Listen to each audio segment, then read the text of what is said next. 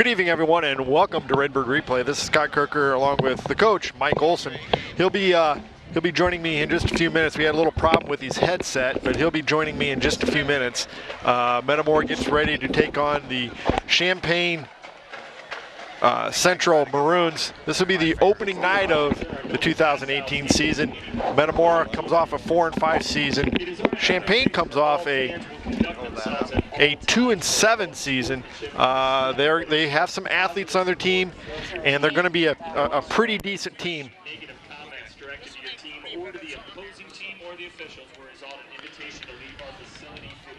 This will be a very interesting team for Metamora to come in against to start this 2018 season. Coach, you got your headset squared away there? Oh, I got it now. I think when I grabbed it, I was so anxious to get going that I ripped part of the headpiece, the earpiece off. Why don't we take this time and talk to the Metamora offensive coordinator, Nick Dolinsky. Go ahead. Well, here we are with Metamora offensive coordinator Nick Dolinsky. Coach, it's hard to believe, but it's first game of the year already. Yep, it's time. We're about ready for a game, no doubt about it. You come into this season, a little bit of optimism. A lot of people are starting to kind of talk about this Metamora football team. You've got some weapons. We just got to see if it all kind of comes together and gels. Yeah, and offensively, we return a lot of the skill kids, we call them, and the quarterback's back, and we do have to find a replacement for Ethan at running back. But Austin and Logan and Zach Poston and Mason Hohenberry was looking good, and he's got a little sickness, so he's out for tonight. But our skill kids on the outside, and the Gatton and Nelson, and names that are pretty familiar the last couple of years, and it's now time for them to produce like 3-year players for us. And and it all starts with the big guy. Tommy's pretty good. Tommy Hall. And he's going to have to be really good. That's what we expect at Metamora when you're the quarterback and you're the senior. Your best player needs to play there, and we think we got a guy that can deliver when we need it to be delivered tonight. You're playing a Champaign Central team that you played. We've played them in the playoffs a few times. I think 2014, the most recent. But they come into the season with a new coach. Yeah, he's been on staff for quite some time. So, the kids know him. I think there's a lot of optimism. He's a really excitable guy. You follow Twitter at all? He's on Twitter all over the place. He runs a podcast, and he's got his kids excited, and their numbers are up a little bit from where they were. I think they're excited about their program and where they're heading. And he's one of their guys, kind of deal. So the kids are going to play hard for him. The key is, and Pat's talked about it, and that's kind of been our motto all season, off season and in the spring was, start fast, finish strong. And we haven't won a first week game in a while. So we need to come out and play fast and start fast, and then you get to the fourth quarter. And we had a couple games last year that snuck away from us at the end when, we had chances to get some wins. And so we've really emphasized making sure we finish games, finish what we start, and then get that win at the end so we can celebrate a little bit. You've had to kind of revamp your defense. A lot of people say the defense this year is going to be a pretty good group of kids. Well, we hope so. I mean, we lost some kids last year that have been a couple year starters, and obviously our defense didn't play to the expectations that that we have here at Metamora. And Coach Grebner's really harped on them to restore a little bit of pride in that defense. And I think they got hurt a little bit last year, and they were tackling better in camp. They're flying to the ball better in camp. All those things, effort level and all that stuff. And we told them a lot of it's effort. It's not talent. It's making sure you finish your job and then go try to make the next play. Get that turnover. Find a way to get a takeaway. So that's kind of where we're at. Coach, we'll let you get going here, but good luck tonight and bring home a W. Hey, we'll do our best. Champaign comes onto the field.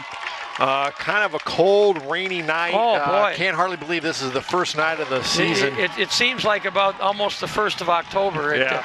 It can't be, with the wind chill, it can't be much above 55 degrees.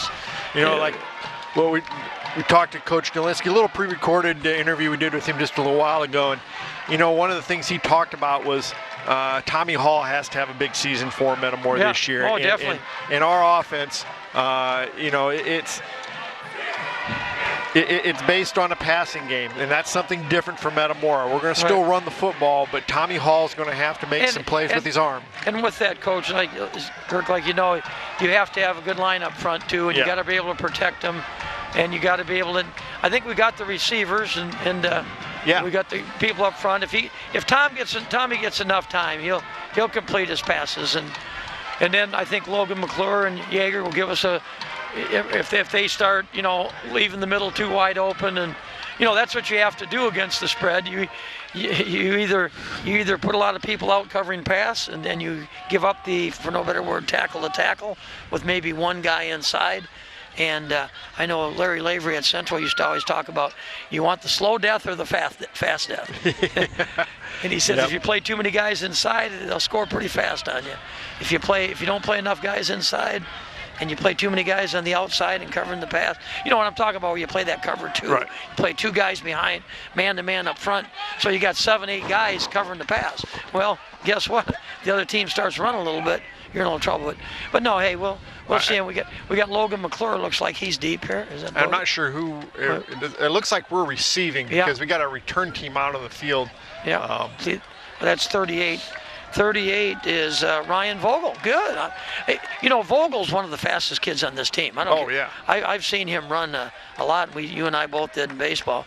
I don't know if anybody's any faster than Ryan is. And Coach Schlemmer and I were talking about that the other day too. That kid can really run.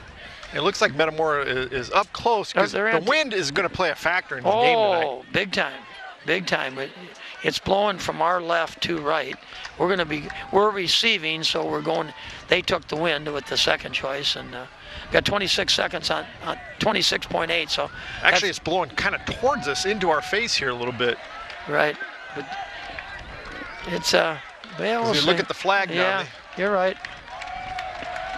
But I think we're anticipating onside kick. We got our deepest man is Ryan Vogel at the 31-yard line. And we got 5 guys in the box. Here it comes. He kicked it out. And we'll take that. We'll take it right there at the 48-yard line. There you go. We're going to get it. Boy, they must be looking at that Peoria Central stuff or something. I don't like it. To me, why would you want to give the team a? Hey, we get 2 first downs. We're in 4-down territory. We might be in 4-down territory now. I don't disagree with you. So I like to see about the 30 myself, but hey, the ball is right smack dab at. Geez. They're going to mark it at the 49-yard line. So it's a 9-yard kickoff from the 49. No, they're going to call it out of bounds here. Yeah. So that's what I'm saying. Look at they got 7 yards on their kick is what I'm getting at. Yeah, we start off. Hey, we're empty. No, we're not. One guy's high, probably Logan McClure. Behind Tommy there. We got a trips on the right. Hey, nice job, Log. Hey, nice job. See, that's what I'm saying. They were definitely waiting for the pass, and the left side was wide open. And credit Logan McClure with a nice 6-yard gain. Yeah, it makes it 2nd down and 4 for the Redbirds. Same 4. Well, we got. I call it doubles now. We're slot right, slot left. Quarterback in the gun. Logan, we're going to throw this time. Nice catch. That's a first down. That's a first down. Boy, nice. That's called a comeback route. It looks like he's going deep, so the guy gives him some cushion, and then he actually comes back about 3 or 4 yards, catches the ball right near the sideline. It was right on the money. John Gatton has catch number 1 of, we hope, about 101. So Redbirds will set up shop on the 33-yard line. Boy, but that's what I say. We had a 5-yard run and a 10-yard pass, and you're down to the 33-yard line. So Nelson and Moore split out wide. Nobody on this side. So we got tight end over here. Good. 90. Look at good run. 90. Oh, I see. We wanted to block there. That's why we had the tight end in there. Hunter Kessa, a 6'3", 230-pound junior at left tight end, and that we ran to the tight end side. We put a lot of people on the right side and ran it back to the left, and we must have Austin Yeager. Is there a penalty? Yep, there's something, darn it. I didn't see any flag. I didn't either. But they're not marking anything off, so that makes it. So we went 33 down to the 28. So it was a 5-yard gain. Come on, move the. How come they haven't moved the sticks? There we go. Come on, Hunter. You got to know where you're going. Look at this set. we got Connor Burnett is like a H-back. An H-back? He's what he is, he's a blocking back. He's like a fullback almost, set up just to the right, and 20, like you say, is Austin Yeager, the other running back with Logan McClure. And so we got kind of, I don't know if I've ever seen this set. Ryan Bagol is the tight end on that side. Ryan Bagol, you got it. And then you got Connor Burnett is right behind the tackle. Hunter Cassip is, so we go double tight. We're double tight, and basically a wing that's actually right between the guard and the tackle. And we run the other. Oh, I like this. Nice block on that side. Good Tommy job. with a nice first down. Nice run, Tommy. Tommy Hall. First down, Redbirds. He takes it inside the 20 down to the 18-yard line. First and 10 for the Redbirds. Now what I like to do here, cut those splits down a little bit. Don't let anybody get a free shot at the running back in the backfield, and hang on to the football. That's the biggest thing I fear, because it gets tough down here. You can see already, look at, they've got the 2 linebackers in tight now. They got a nose guard. They're playing a 5-2. They're playing a 5-2 umbrella. 5 guys on the line, 2 linebackers. See that they were ready for run that time. They weren't playing pass at all. But he's going to pick up Boy, a few Yeager, yards. I'll tell you one thing. He got 4 yards after contact. Yeah, he did. Yards after contact. He was hitting the backfield. But I credit our line over there, too. 72 is Big Reinerson. But I want to get another guard over there. 71 maybe. Big kid, 71. Yeah. I see the 7, but at right guard. Pretty good size. Oh, that's a nice run. See what I mean? I think we got it. I think we got it too, but boy, hang on to that football. Flag on the play. That's Yeager. Great run. I hope we don't. There is. And there is no flag. They called out a flag, but there is none. Maybe he was just trying to mark where the ball was. Yeah, it's 1st and 10, Redbirds. On the 2. Nice job. Good run. I mean, we're doing some nice blocking up front. The left, we got 72. We got Hunter Cassip in at tight end again. We got Connor Burnett. I think we're running to the left. Wing back, we're coming left with the quarterback, and he's in. Touchdown, Metamora. Protect yourself, Tommy. Protect yourself. That's a nice drive, Coach, to go. Yeah. We got the short field on the onside kick, and then we took care of business and went right down the field. 6 or 7 plays. So Ryan Vogel comes on for the extra point. The key was 1 pass and about 6 runs. Right. Because they were set up for pass. They're going to start sucking that in. Yeah. Ryan Vogel is our kicker. He's basically a 3-year kicker, his 3rd year. Did we get a number on the guy that's holding there? I think that's Zach Beanblossom. That's Zach, you bet. Number 6. I can tell just by his mannerisms. Nice kid. Backup quarterback. Get it down. Get it through. It's good. Oh, no, he pulled it, I guess. He shanked it. Yeah, he pulled it. Well, it was a high snap, and it kind of threw the timing off. It did. It threw the timing off, and I think Beanie he got it down as well as he made a nice job catching the ball to start out with. It was a little bit high, and then I think when like you said, it's just a little bit of delay, and he shanked it pulled it to the left. 6-0 Redbirds. But take the 6 points. That's a nice drive to open this season up. And they haven't. Well, now they did. They put the score up on the board now. But Coach, I think that was huge for Metamora. You're talking about the quick start. Yes. Yeah, I was just going to say that myself. And that's true in any season, in any sport. You've worked. I mean, some of these kids have worked. 9 months of this. Starting in November and for this year, and you want to get out good. And you want to prove that the stuff you've been working on has been successful. Now, do you try to kick it into that corner because the wind's going to push it that way? I'm still a little confused. Because look at the flag. The flag is blowing kind of from our left, or from our right to the left. Yeah, we'll see. I just think I just hope he kicks it deep and we hold him inside. To me, if you hold him inside the 30, you're doing your job. Because he's going to kick it down to about the 10. They're sitting right at the 10 right now. Let's see where it ends up. Ball's kicked. It's high. It's kicked to the 20. He's fair got fair caught catch. at the 20-yard line. Good. That's wonderful. I'll take that every day of the week and twice on Sunday. And right at the 20-yard line. No, that was a great kick. I don't know if I've ever seen a kickoff with that much altitude. I mean, that ball was way up in the air. And I credit the Central kid from Champaign Central. He fair caught it because if he wouldn't have, he could have got blasted just as he caught that ball. And they're placing it on the 19-yard line. Oh, that's a great. You know, I said 30, but boy, you get him inside the 20. That is. I mean, a touchback is only 20. We're a yard and a half better than a touchback. Yeah. See if we can get our linebackers here. Here's something you don't see very often: the quarterback under center. Right. Not today, very often. Not very often, right? So we're looking run. There comes the wing around. There comes the sweep. They're going to try to utilize some speed. Oh, we got good pursuit. Oh, that's real. That's a 2-yard gain. Good pursuit. I like 63 flying around. Who is the defensive end on this side? Yeah, Birch is the guy that was really flying. But the defensive end on this side strung that out. I would say we're probably talking. That's Dathan Reynolds. 43's involved in that a little bit. Yeah, that's who it is. Senior. Boy, nice sized kid. 6'1", 190. Yep, you're right. And that's Reinerson at nose guard, right? Yep. You got, looks like Logan McClure and Connor Burnett at linebacker. Outside backer, number 14. Vinny Kirstengrove. All right, good run. All right. And they'll pick up a first down. That's a quick hitter in the middle. Yeah, they got some foot speed. There's no question about it. That's a first down, and they credit them. They've got a new head coach, probably maybe a new assistant or two, and they're talking the same language. They want to get off to a good.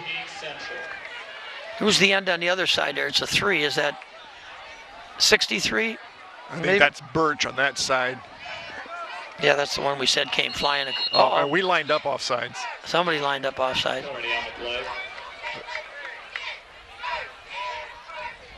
Boy, I'd sure like to see it on them. It might be. Yeah, it's on us. We lined up offsides. Okay. Usually they let you get back. Because we went up to the line of scrimmage and didn't. Yeah. No, we don't want to do that. It makes life a little easier for them. But they're going to run the ball, looks like. They're in a double wing with a little slot over here on the right side. But here it comes around. Belly play, good defense. Oh, that's a lot nice. better defense. 25, part of the action there. Sack Poston. But no, just good. I would say Logan McClure, 33. Good job, guys. 43.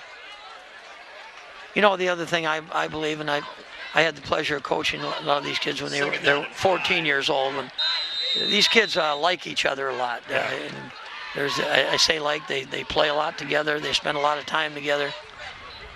Okay. Same formation, exact same. You got a wing on the left. You got a slot man on the right. Here he comes, cut back. All right, good job. Hey, we did fine, but see what hurt us was they only had to go 5 yards, and they got 6 now, and good tackle again by our linebackers.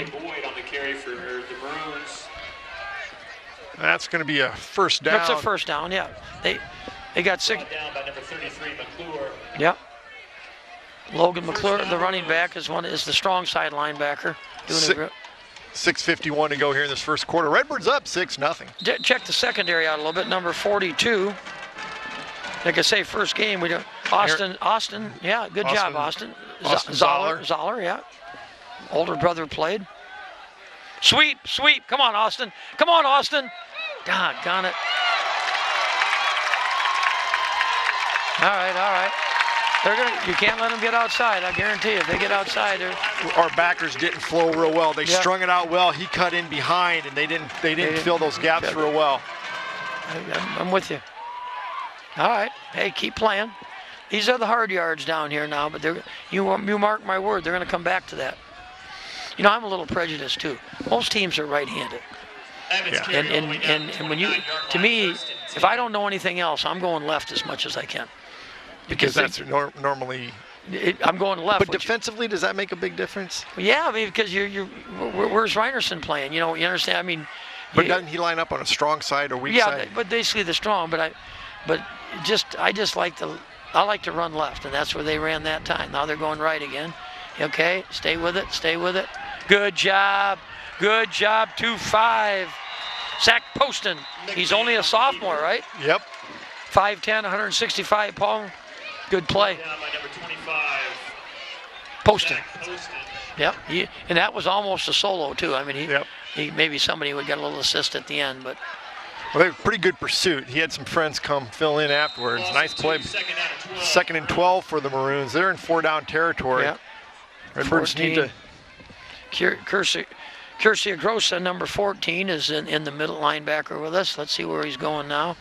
14 is an outside backer. 42 corner. Sweep again. They got a hole maybe there. That's Jesus. All right. Number I think 1. they're going to get motion. I think they're going to get motion. Yep. Gatton, number 1, did a nice job. John Gatton turning that play in. See, we got a little more speed over on that side now. He wanted to pick up a. But they still were able to pick up almost 8 yards on that play. Yeah, that's so that's a concern. No, and you know, most coaches are creatures of habit. You get 9 or you get 15 or 16 one way. You're going to come back to it within 3 or 4 plays. Right, I guarantee it. And you know, here you got to remember this too. If you go back over the last 72 years of Metamora football, I'd say the vast majority of them, when we're good, teams that were able to move the ball on the first series of downs, that's been. It always takes us one possession to kind of get settled in. Well, it does because you've studied all week and you've got some reads, and some of them are good, some of them aren't good. What I found, a read or a key is only it's nothing sure is what I'm saying, and then you got to play football,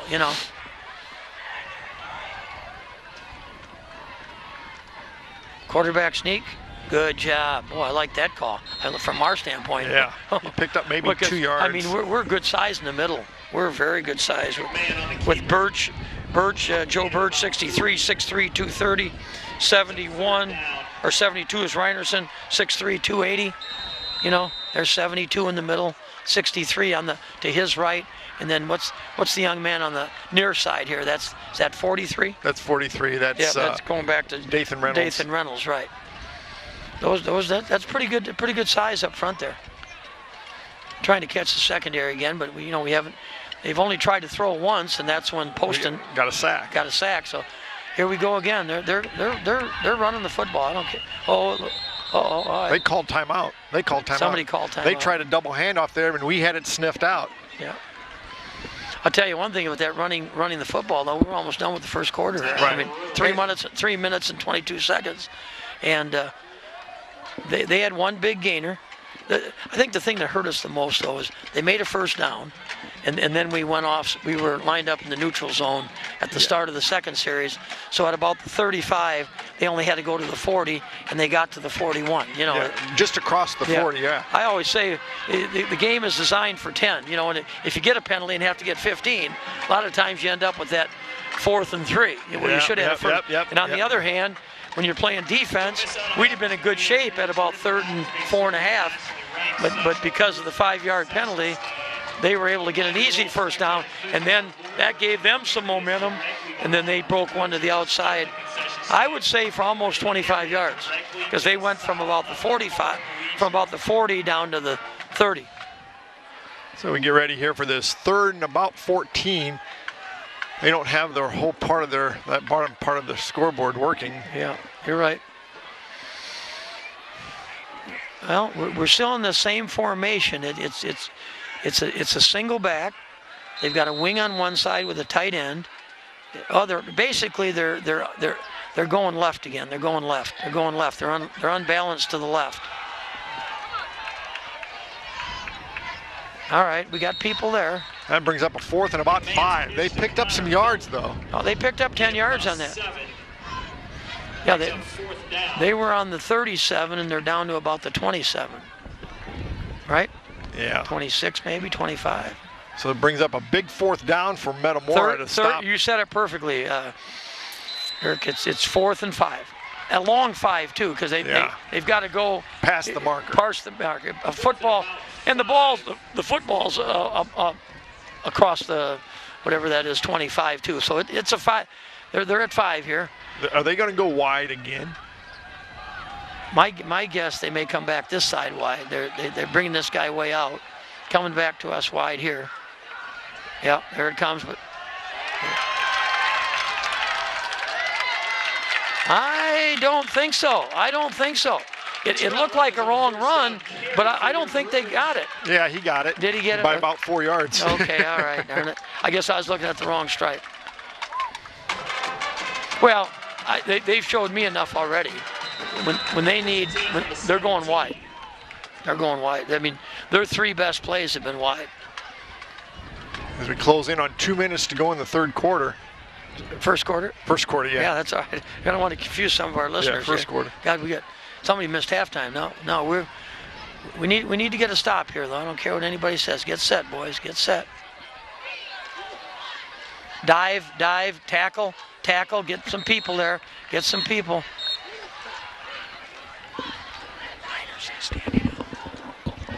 Heinerson standing up. Which means he's okay. Correction on number 20. Number 20, Dalton Hall on the carry up the middle. So that should be 2nd and 8. Just keep working. What we need here is maybe a fumble. You know, we're bending, but we haven't broken yet. No. We've bent. They started this on about their. Well, we started on their 20. Remember? We talked about it. Okay. Double wing. Here comes the wing around. Good job. Connor Burnett, number 21. Filled that hole beautifully. Yeah, that's it. And then we're under a minute to go. Gain of about 2. Third down. Come on, guys. They better get a plan. They're going to have to get timeout here. Yeah, they got 19 seconds. Yeah, I see it now, but this will probably be the last play of the first quarter. It's third down. To me, they're going to go wide left. They're going to go wide left. See, they bring this guy over here. They're going to go wide left with number 3. No, they're confused. They just got it. They just got that timeout. I looked up and it was at 0, so he probably called it right at about the 1 second mark. Timeout, Maroons. 18 seconds to go in this first quarter. I'm going to go ahead and thank our sponsors. Good. City Blue Technologies, Commerce Bank, Daisy Mays Gaming Cafe, Germantown Grill, Hanover's Pub, Logo Wear, Mason Funeral Homes, Metamora Fields Golf Club, Metamora McDonald's, Metamora IGA, Michael's Italian Feast, Sunbelt Rental, and Snyder Village. Well, pretty. Usually you're so concerned about cramping and everything. I'd like to just, if I could, some of our listeners, there are people who are watching. We got games going on at Peoria High School. Centennial, who also uses this field. We're at Centennial High School. They're at Peoria Stadium tonight. Normal Community, a good 7A school at Richwoods. Notre Dame's at Normal West. Manual is at Piatone. We'll catch the middle line the next time around. But big down here, big down. They've run the ball all day. I cannot see them throwing the ball here. No. They're going to run the ball.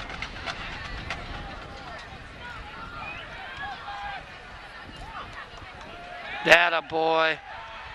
Yeah, they're going to run what they did, and we were there. We were on the man, but it was a good fake. But credit our secondary. Number 1, Gatton back there, and I know Poston's back there somewhere, number 25. But we did some nice things in the secondary, because that's the first time they've tried to pass the ball. Right. Throwing the ball. Yeah. They tried one run earlier, and Poston ended up sacking the quarterback. But 12 seconds to go here in the first quarter. 4th and 7 from the Redbird 15-yard line. I'm just guessing, but I got to believe his bread and butter is to go outside. Try to go outside. He's got him. Great job, guys. Great job. Well, I like that enthusiasm. Catch that kid coming off there. Yeah. That's Poston, I think. There's Connor. Good job, guys. Good job by the Redbird defense. Going back to talking about defense and pride, you come down here you're on the road and you score right away. But boy, it's just as important that defense goes out. It takes a while. A lot of people talk about the offense gelling, and that is true. It does. But a lot of people forget that the defense really has to gel too, and it takes a while. And like I think I heard Coach say too, do your job. I think a lot of times, especially if things aren't going well earlier, everybody tries to, for no better word, make the play themselves. And your job is to do your job each time and take away that gap area or whatever you're assigned.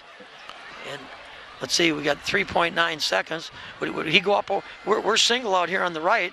Yep. Would he go? I wouldn't be opposed to throwing the ball deep one-on-one here. Probably want to get out of the shadow of our own end zone. I know, but. I think we were. Yeah, we were moving. Yeah. 1.7.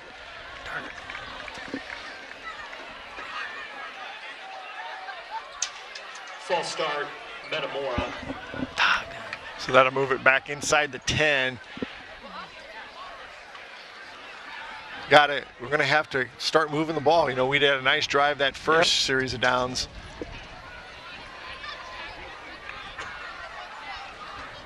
Five-yard penalty. No, hey, the offense got off to a real good start. The defense bent but did not break. So to me, that's a good start too for the defense.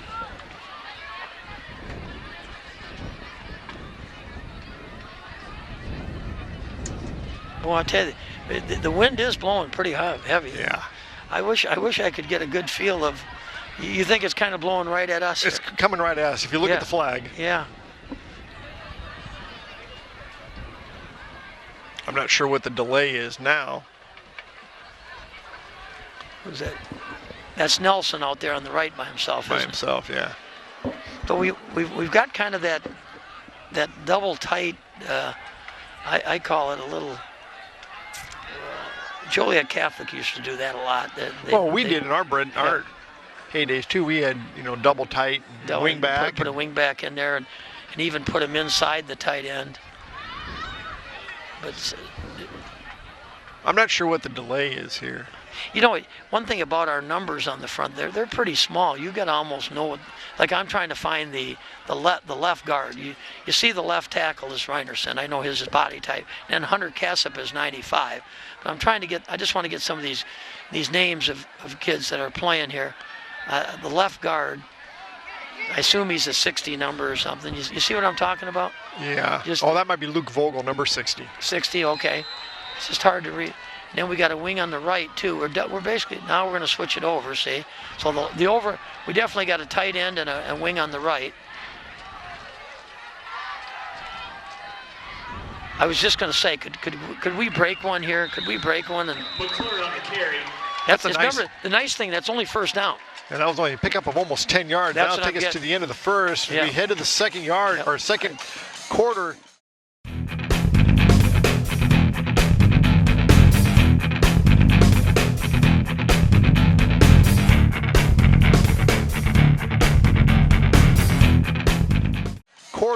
Coach Ryan's got to be pretty happy. Well, you're on the road. You got to think your first quarter. It's not a long trip, but it's an hour and a half. Yeah, it's an hour and a half, and you got kids playing their first varsity game. Some kids maybe not playing in their first, but key roles rather than just backing up or playing. But I thought our overall defensive play was stout enough, and like I say, I'd like to see us, if we can move the ball like we did the first time. Every team at the start of the year has high hopes. I don't care if you were 2-7 last year like they were, or 4-5 like we were, or 10-0. You got to get off to a good start. You got to get off to a good start, and everybody's upbeat and everybody's positive.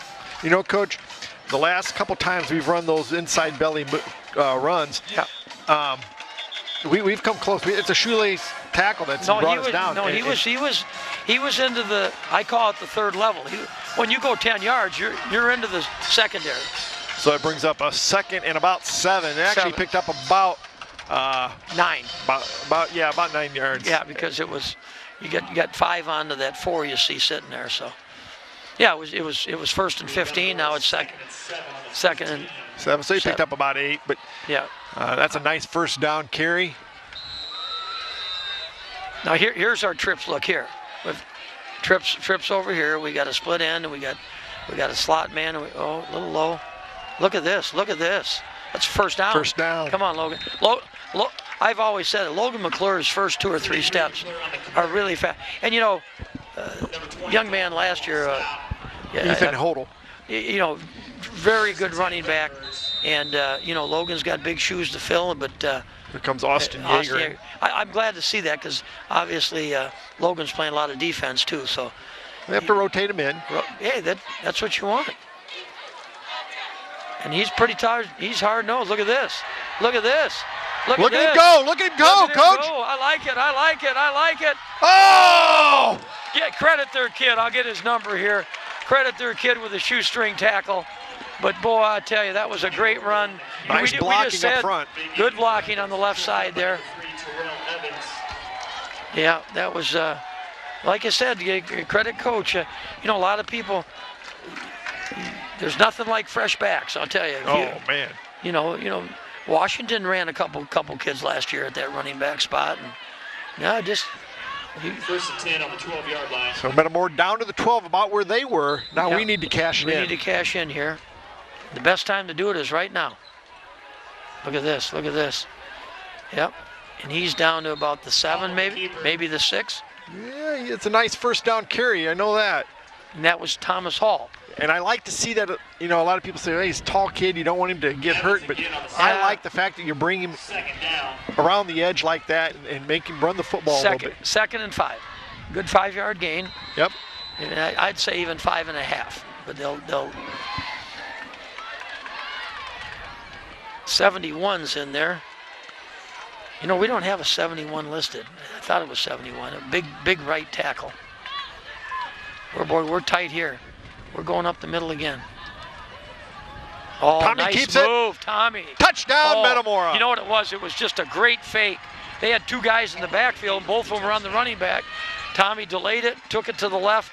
Nothing but green ahead of him. Left. That's where I like to go. Rod Butler was that way at Richwoods all the time. If he didn't know what to run, he ran belly to the left. So Metamora will go for 2. Yep.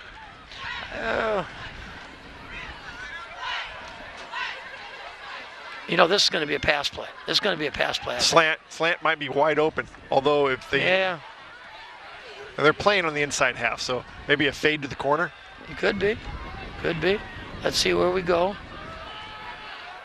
Yeah, I think we're running to the left. Maybe they jumped that time. Or we don't have a mouthpiece in, maybe. Oh, we moved. We flinched. I think our center flinched. I'd be tempted to kick it now. I really would. I mean, not that 7 yards or with the ball in the 3. I think so. Now it's 10 yards, right at the 10, 9. Or it should be at the 3 or at the 8. It should be at the 8. You're right. I taught math. I should be able to figure out what 5 and 3 is. Illegal procedure on the Redbirds. Okay, we're double wing.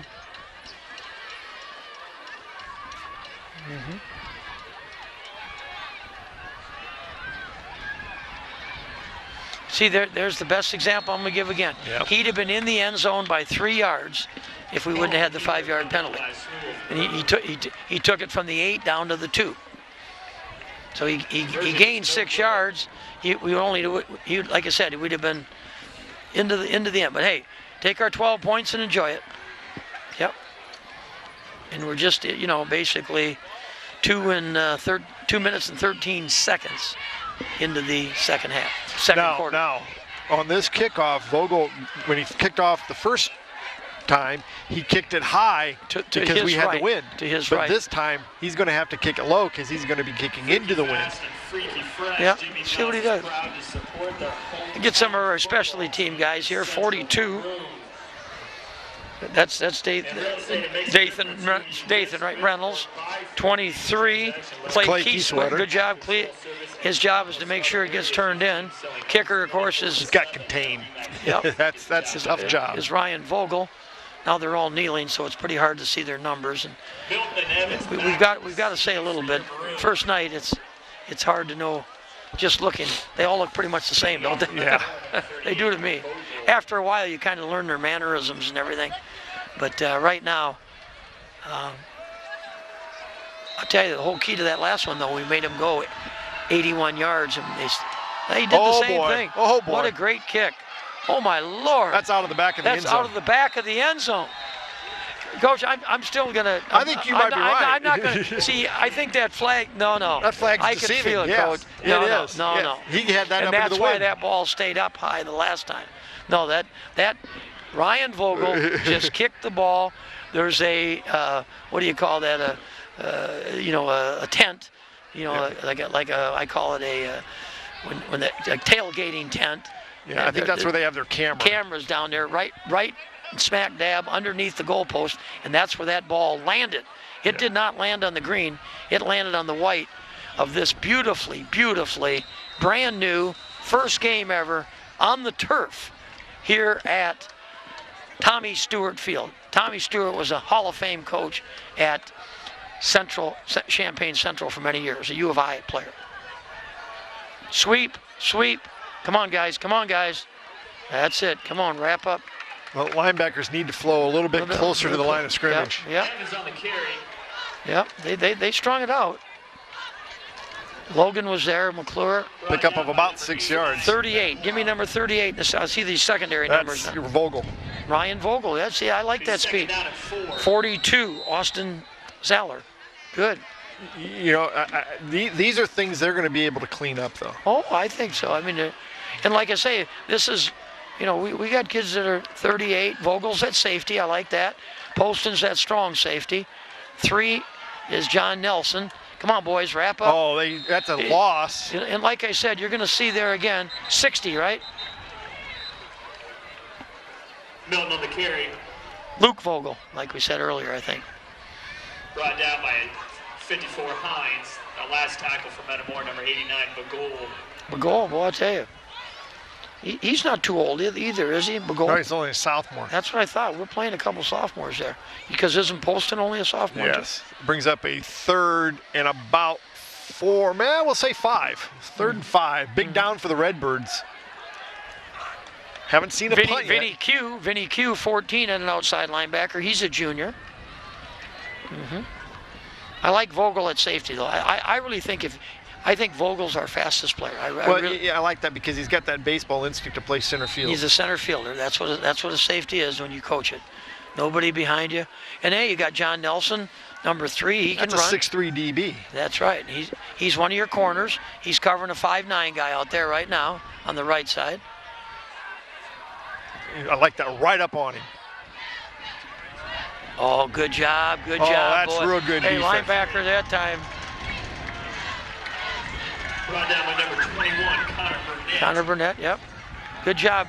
But like you said, but the linebackers can do that when the guys up front see, a lot of people don't understand that. They got to keep those linemen off the linebackers. And that's what happens when they get to the second level too fast. Those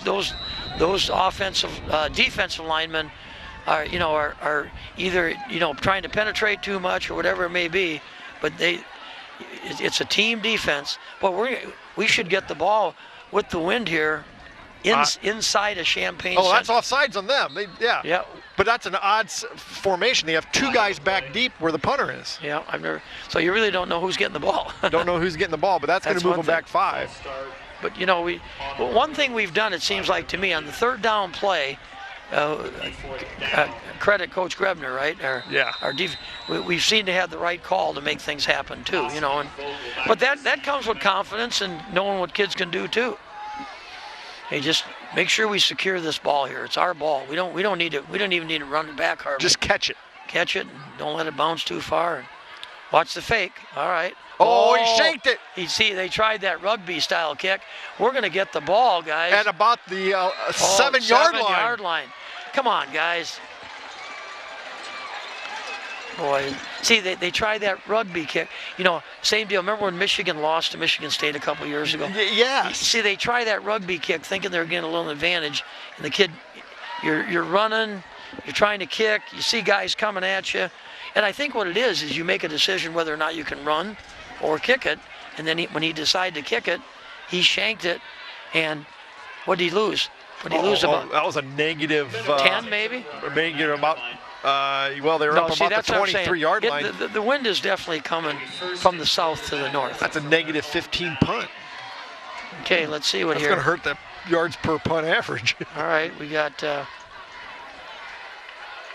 Poston. You got Yeager at running back. Of course, Tommy Hall at quarterback. We got double wing. All right.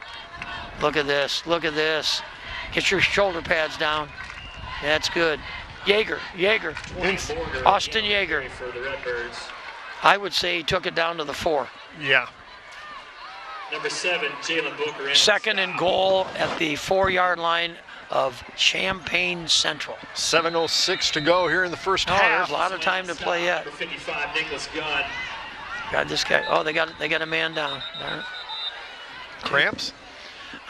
It could be, but Injury timeout on the field. boy, if you're Coach, I've said this before on air, but the strangest cramping story I've ever saw or I've ever been a witness to was a few years ago. I went down and watched Chatham Glenwood play Sacred Heart Griffin opening night in the Central State 8 at Memorial Stadium. That's right. And it was a hot one. Yeah. And they I remember some of those real hot ones. Chatham Glenwood had a lineman weighed about 225. And we were on the side with Chatham side, and he got it was on the far side. So you were on the side closest to the stadium there, baseball stadium. Yes, correct. You were on the visitor side because Sacred Heart Griffin would be on the stadium side. Yeah. Down about the 7-yard line, the kid got a cramp. The trainer runs out, big guy about 6'4", about 270, goes running out there, shape, goes out there, gets him off the field. Next play, he goes back in, he gets a cramp, comes out. Well, I'll finish the story after the touchdown. 6. I like the confidence. We're double wing again. We're double wing. And yep. Is that still Yeager? 20. Here comes Tommy. A little bit too much stutter that time. Yeah. You know, it wasn't as open as it's been. And once again, now we've run that play a couple of times where it looks like Yeager or McClure's going to get the ball, and then all of a sudden Tommy takes it inside. You know. I look for a pass on this down. Brings up 3rd down. I'll tell you one thing. The only thing I was only at practice one time, and I saw they have a real good, I think, short yardage passing play with 3 receivers on one side. But let's see what they do here. Come on, Thomas. I can tell you right away they're throwing. See Touchdown, now, you see that time now he picked the hole and boom. He went right into it and got it behind those linemen. Once you fire your feet, by fire I mean, keep your feet moving but only in the same place. They're going to catch you most of the time. I think I'd like to see us kick it. Vogel comes out to kick it. I'm going to say even on the second one, I'd like to kick it.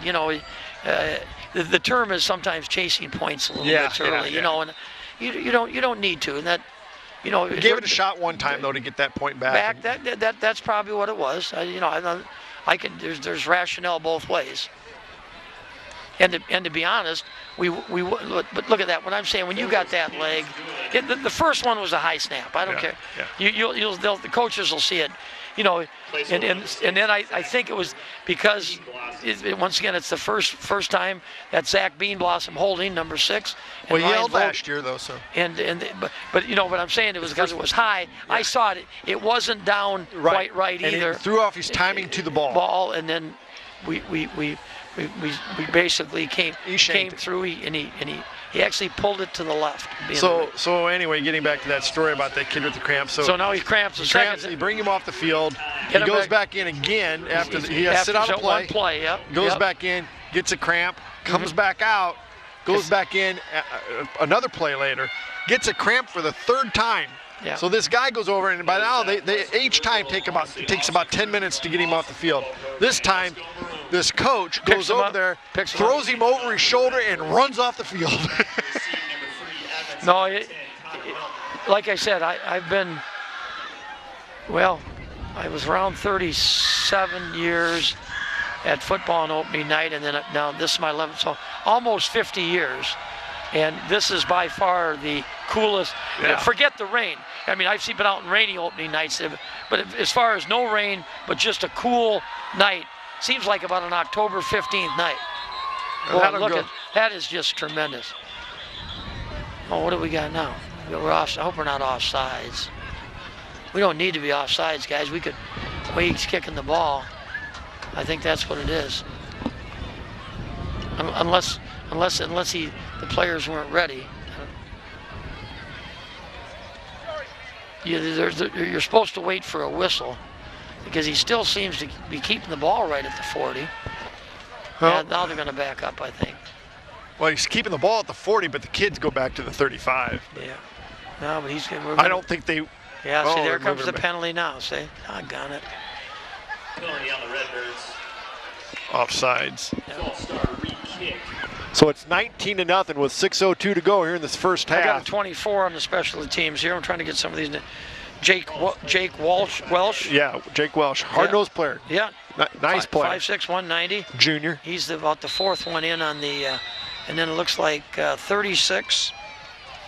Kobe Largent. And he'll still kick it out of the back of the end zone. Oh my Lord, boy, that is. I'll tell you, that is a big-time leg. And that's why he can run. He has what you call fast twitch muscle fiber. I tell you, he's going to wear the heck out of these. The team is told to run to the ball. You know what I'm saying? So they got to go chase that ball outside. There's another flag. Oh no. That might be on them though. I hope it is. Jeez, we don't want to waste. But how's this? You kick 2 out of the end zone, what you want to do, and they get the ball in the 20. The one we didn't kick out of the end zone. We got on the 19. 19. I've never. That is tremendous kickoff material. Oh, that might be a sideline warning. Could be. They were too close there. All right, it's gonna nice. Here we get a good chance to see the numbers again. 42 in the defensive backfield, like we say, is Austin Zoller. 25 is Poston. 38 is Vogel, and 3 is Nelson. There's your linebackers are 21 Burnett, 14 Cursagrosa, 33 probably is McClure. McClure. That is a penalty on them. They moved it down to the. Yeah, you're right. And who's the other linebacker then? Connor Burnett. Yeah, but I've got Burnett and I've got McClure and I've got Cursa. Here he comes out here. There's the other linebacker right there. If you is that Yeager? 20. Oh, nice. That might be Yeager. That was a nice job by Yeager to fill that hole and force him into the backside pursuing he played linebackers. quite a bit outside last year too. Yeah. Good job. So basically, we've got them all now. We got 4 in the defensive backfield. Poston, Vogel, Nelson, and Zoller. Linebackers in the middle are Burnett and McClure. On the outside, we set our Cursagrosa, Q, and Yeager. Up front, we got 64 and 43. 64 is Love. Senior, 6'2", 250, good. 43 is our Reynolds kid at end there. Pretty stout. Now they're going to pass a little bit. Oh, nice play! What a... Is that Poston? That's Vogel. No, that's Vogel. That's what we said. Vogel's the only guy. The guy had a half a step on him. That's a great play by Vogel. That was a great defensive play. If he doesn't, almost caught it. If he doesn't make the play, it's 6 points because he left. He had a dive to make it. By that he leaped and that guy's gone is what I'm saying. But he almost caught that. But see what's so important about that now. Now you put him in the hole, third and 8. Third and 8. You know, you get a hold here. And, yes, you're exactly right. You know, I like Yeager and Cursagrosa at the outside backers. Because they're fast. Oh man, they're going to probably throw again, I would think. Well, that's his other play. Oh darn it! Let him out. Just under 5 minutes. That's all right. That's all right. Come on, keep working. We've got, that's one of the things you're going to have to learn is how to fill those positions. It looks like the ends are doing a nice job of stringing it out. Right, we just got to get more people there. And I'll tell you the other thing, though, we're playing a team that has some outside speed. Yes, we may not see that. The average next week we will. Next week we will, yeah. But you understand what I'm saying in general. Their backs are probably a little faster than some of our guys we have chasing them, and that's just about faster than what we'll see in the Mid-Illini. Week in and week out. Yeah, you're right. Walters at Washington but that's why you got to take better angles. Yes. And you got to really hustle your body there. But hey, see what we can do here. They'll probably try it the other way. See, that's what they're going to do. I think they're going to get him for 2 delay a game. It's a delay a game. That's what we want. I'm just such a believer that it's not only the yardage you lose when you get a penalty, but it's the psychological. Yes. Both ways. Yes. Both ways that Now we're on it up. Yeah, we're on it up because it was 1st and 10. Now it's 1st and 15. Their coaches are yelling at somebody for jumping, and it just, the game is not designed to be played that way. Right. It's 1st and 10, do it again, 1st and 10, do it again. But 19-0 Redbirds. It's part of the game. Yeah, it's a tremendous start, and like you said, we would love to get the ball back one more time here and see what we could do.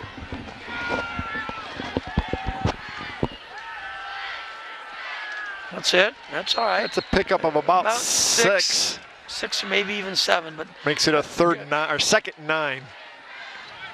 Jalen Hooker on the carry. Boy, you're right on this, guy. You are right on that. 2nd and 9, perfect. And on the stop, number 63. How many years have you done this? This is my 20th? No, it's going to be about my 18th. Yeah, well, 20th pretty close for a guess. But no, you just picked that up perfect. And you just have an idea. Here it's 2nd and 9. Let's see what they can do. Let's see what we can do. We got Cursa Gross over here on the right side. We got Nelson on the right side. We got Poston. They're coming back the other way. Belly.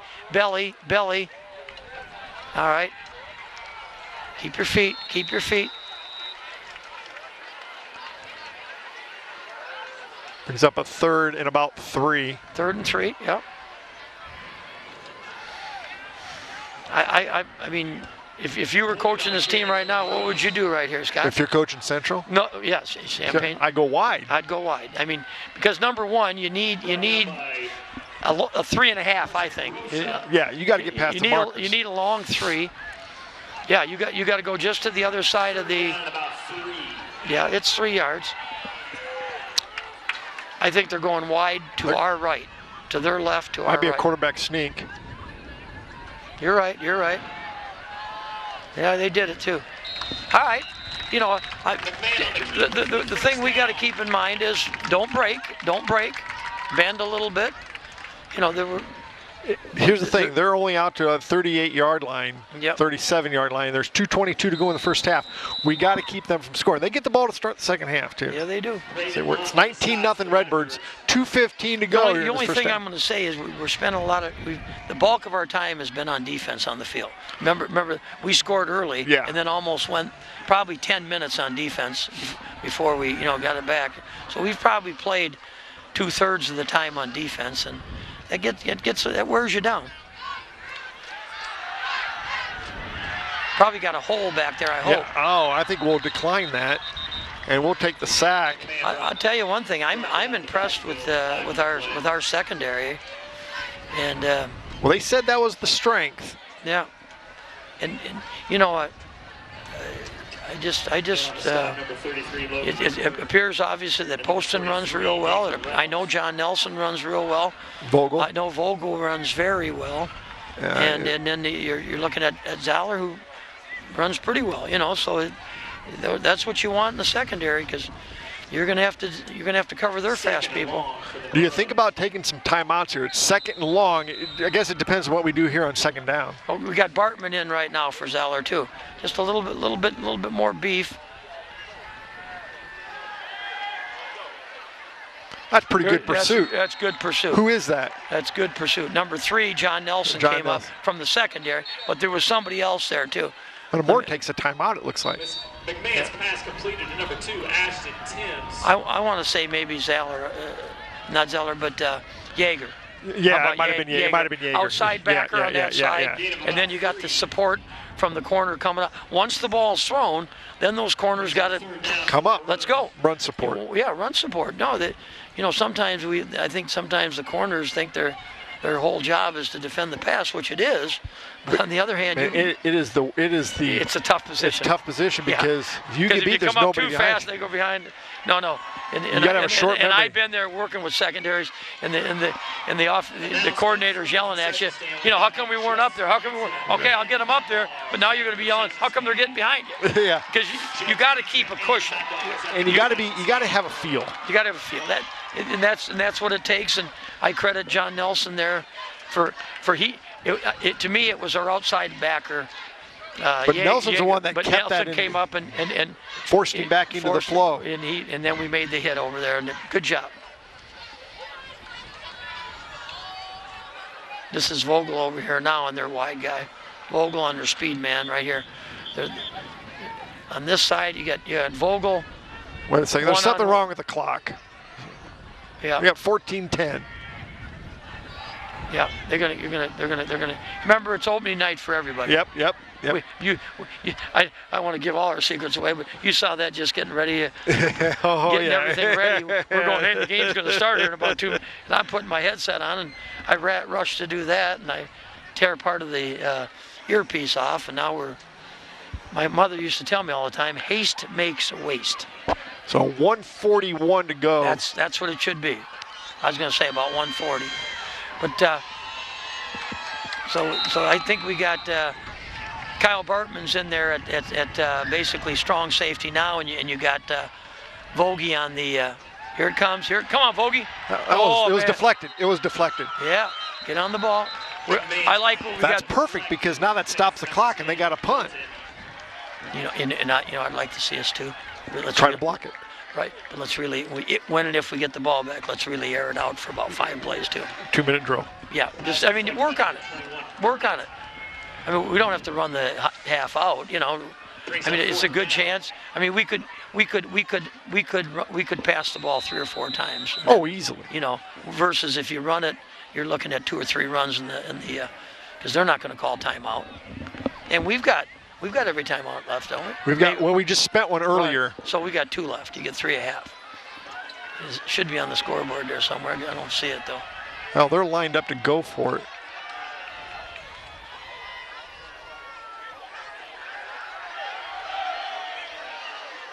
Oh Jesus! Stay off his mask.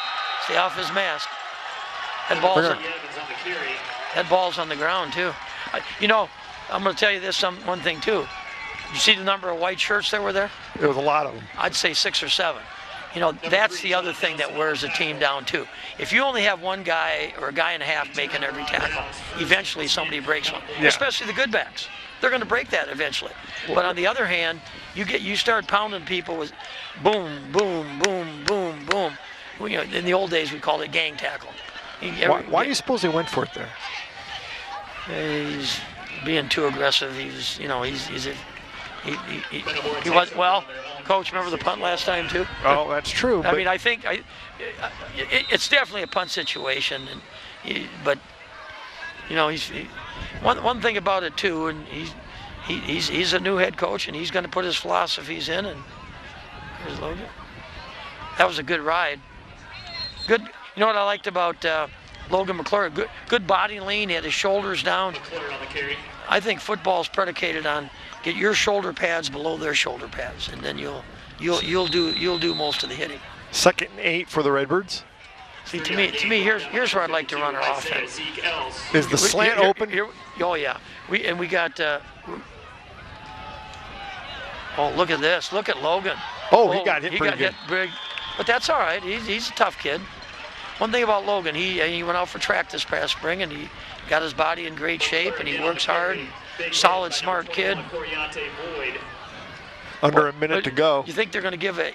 Remember last series it was Jaeger at running back. Now we're back. I think that's a great idea because they both play defense. Look at this. Look at untouched. This. Oh, that's called surrender there a little bit. That's McClure in for the. Yeah. What was that, about an 8-yard touchdown run? And nobody touched, and nobody was within 5 yards of him. Yeah. Once he broke the line of scrimmage, it looked. We took the one guy, the corner went but we deep. Caved everybody inside. Yeah, give credit once again to the offensive line, and you got to believe too that the ball handling of Thomas Hall is pretty doggone good. Nice fake there at the end. Yeah, what I'm saying is both when he's carried the ball and when he hasn't carried the ball, they almost run like a belly type of deal, but wider. Come on, Beanie. See how nice that ball went down. Yeah. Snap was there. Beanie got good hands. Catcher catches it, puts it down. And they've been, like you said, they've been doing that for now 2.5 years. Yeah, and that makes a huge difference. Makes a big difference. Stretches the lead out to 26-0. Yep. Well, it's exactly what Coach Ryan and his coaching staff talked about, that they wanted to get off to a good start, and both offensively and defensively.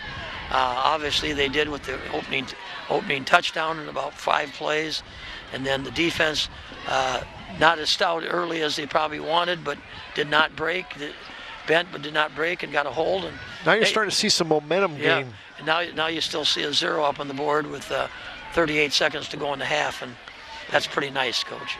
It is. Well, I mean, number one, we got 26 points too. Let's not lose sight of that. And we could have about 28 points. You know what I'm not trying to. You're right. But I mean, our kicking game is good enough that we're going to make 95% of our extra points. Oh, yeah. Unless there's a bad snap, and right, and that happens. The snaps have been perfect since. They've been, and the first one wasn't horrible either. It just threw off the timing just enough. I think the first one, everybody's a little yancy, and you can do this in practice a lot.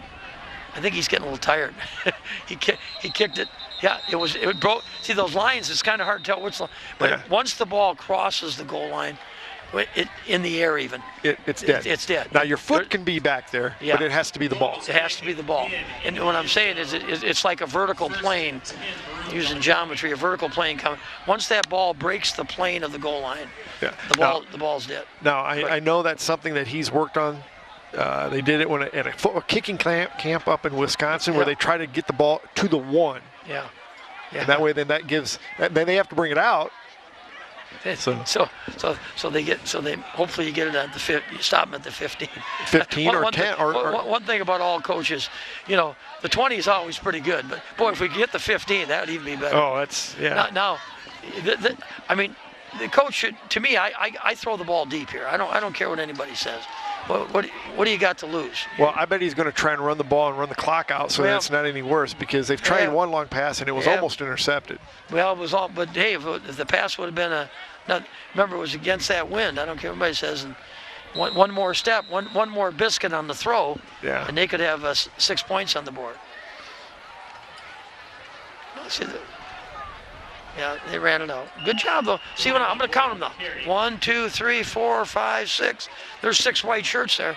Yeah, and like we're not giants either. No, but they were quick to the ball. I mean, but look at 07. Yeah. You had Brad Herman, who was a big kid, but after that, you had a bunch of guys about that size. Yeah, we got Kirsagrosa in the middle now. It looks like. No, yeah, we did. Kirsagrosa was taken. I like that after Logan McClure does his running back stuff, then move Kiragrosa into the middle, which he's played at the underclass level, and is to me a big middle linebacker type. So we've got some athletes out there that are going to the ball. Yeah, and that's always huge. 6 or 7, and it also shows a little bit of desire too. And getting back to what we were talking about earlier, getting things going and getting the offense oiled up and all that. Defense is still getting after it too. And you've noticed just from the beginning of the game, the defense is starting to settle in a little bit. They're starting to see those gaps. They did let up about an 8-yard gain here earlier, but they've done a nice job. They have. Mondays and live music nights. Yep. No, it's a.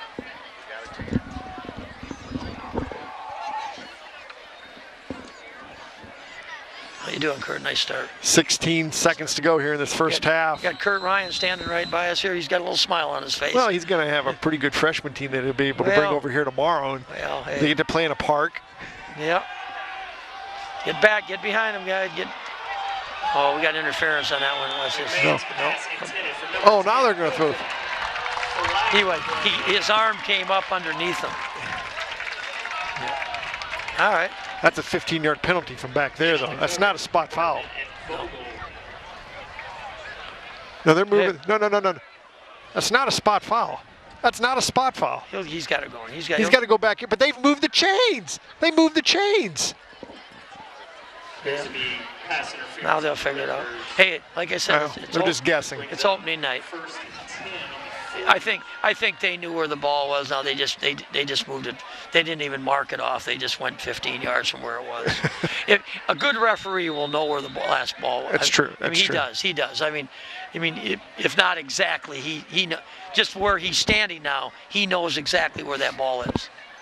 he gets that same distance every time. Attaboy, CJ. Attaboy. Connor Burnett with a tackle. Yep. But somebody turned it in from the outside, and that's That'll good. be the end of the first half. The Redbirds will take a 26-0 lead into the halftime locker room. Coach, it's just about the way Coach Ryan. It's scripted. Yep. And you can script all you want, and sometimes it comes out nice, good half. Good half. And that's, going back to points, we were up at Elgin last year, St. Edward's on this date, corresponding date. Yeah. And I thought it was a game that we legitimately had a chance. Yeah. But what did we score? We got beat about 28-14. Oh no, we got beat. It was 35-20. No, we got beat pretty handily. I think they scored. It was 49-21. It was 49-21. We'll be back in just a few minutes. What minutes. I'm getting at is we got 26 points. We got 26 points. But more importantly, they got 0. Yeah. We'll be back in just a few minutes with the first half stats, second half.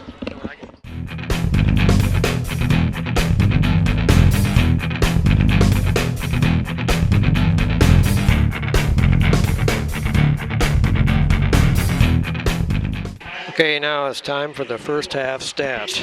First for Champaign Central. Corante Boyd had 1 carry for 3 yards. Connor Milton had 6 carries for 21 yards. Elijah Wasson had 4 carries for 10 yards. Terrell Evans had 4 carries for 13 yards. Luke McMahon had 3 carries for 3 yards. They had a total of 18 rushes for 50 yards at an average of 2.8 yards per carry. Passing, Luke McMahon was 1 for 3 for 4 yards. And that reception was Ashton Timms. Now for Metamora. Thomas Hall had 5 carries for 17 yards and 3 touchdowns. Logan McClure had 6 carries for 49 yards and 1 touchdown. Austin Yeager had 3 carries for 81 yards. Metamora had a total of 14 carries for 147 yards, 4 touchdowns, and an average of 10.5 yards per carry. Passing, 1 completion for 7 yards to John Gatton.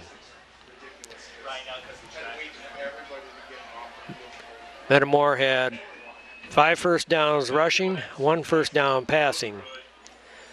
First half time of possession was 6 minutes and 47 seconds. First half score is Metamora 26, Champaign Central 0. Welcome back to Champaign. Metamora took a 26-0 lead into the halftime locker room. We got about 1:20 to go before the start of the second half. Coach, I think Coach Pat Ryan probably pretty happy with the way things went. I just had a chance to go by and pat him on the shoulder as I was heading over to see some of my family over on the other side of the stadium. But yeah, I think he looked pretty happy there. And I tell you, I had a chance to work under some great head coaches: Tom Peeler, Larry Lavery, Rod Butler, Dick Isaacson, a lot of great guys, and Jim Hyde. And they'll all tell you the same. You go in that first game, you don't know. No, you don't. I'll tell you what you really don't know. You have a little bit idea how you are. You do have a little bit of an idea how you are, but you don't have really any idea. I mean, this is a team that, 3 years ago was like 7-2 and in the playoffs. Well, they made it to the semis a few years ago. They beat up on Washington pretty soundly. That's what I'm getting at. And then last year, they did dip last year to 2-7, and the head coach, I don't know. He left, and he's coaching an 8-man football team. Is that right? He went to a small school here in Illinois. Okay. So, but anyway, so, and I'll tell you, sometimes you get a new coach in, and kids are fired up, and you get a couple more kids out, and everybody kind of looking for the come and to see what can happen. And make a long story short, you just really don't know. And now you're sitting at halftime, and you're up, soundly on the board at 26-0. Game isn't over. No, Game isn't over by a long shot. Never is. I know one thing I used to always, when I was coaching underclass football for many years, I always put on the board before we went out, the score is 0-0. Again. If you got to learn to play that way, because there's going to be times when you're maybe up a touchdown or you're down a touchdown. But make a long story short, you got to play like it's 0-0 and keep the intensity. Because I'll tell you the other thing, if you don't play hard too, I really think that's some of the times you get hurt. Oh, when you start standing around a little bit. Without question, yeah. And the job here is real simple. Go hard here, take control in the third quarter, and then hopefully maybe play some more kids in the fourth quarter. And I wonder how the JV thing's going to pan out, and how you substitute. Yeah, I know what you're saying. For some of the people that aren't aware of what we're talking about, is the Middle Illini has adopted a varsity, junior varsity freshman teams.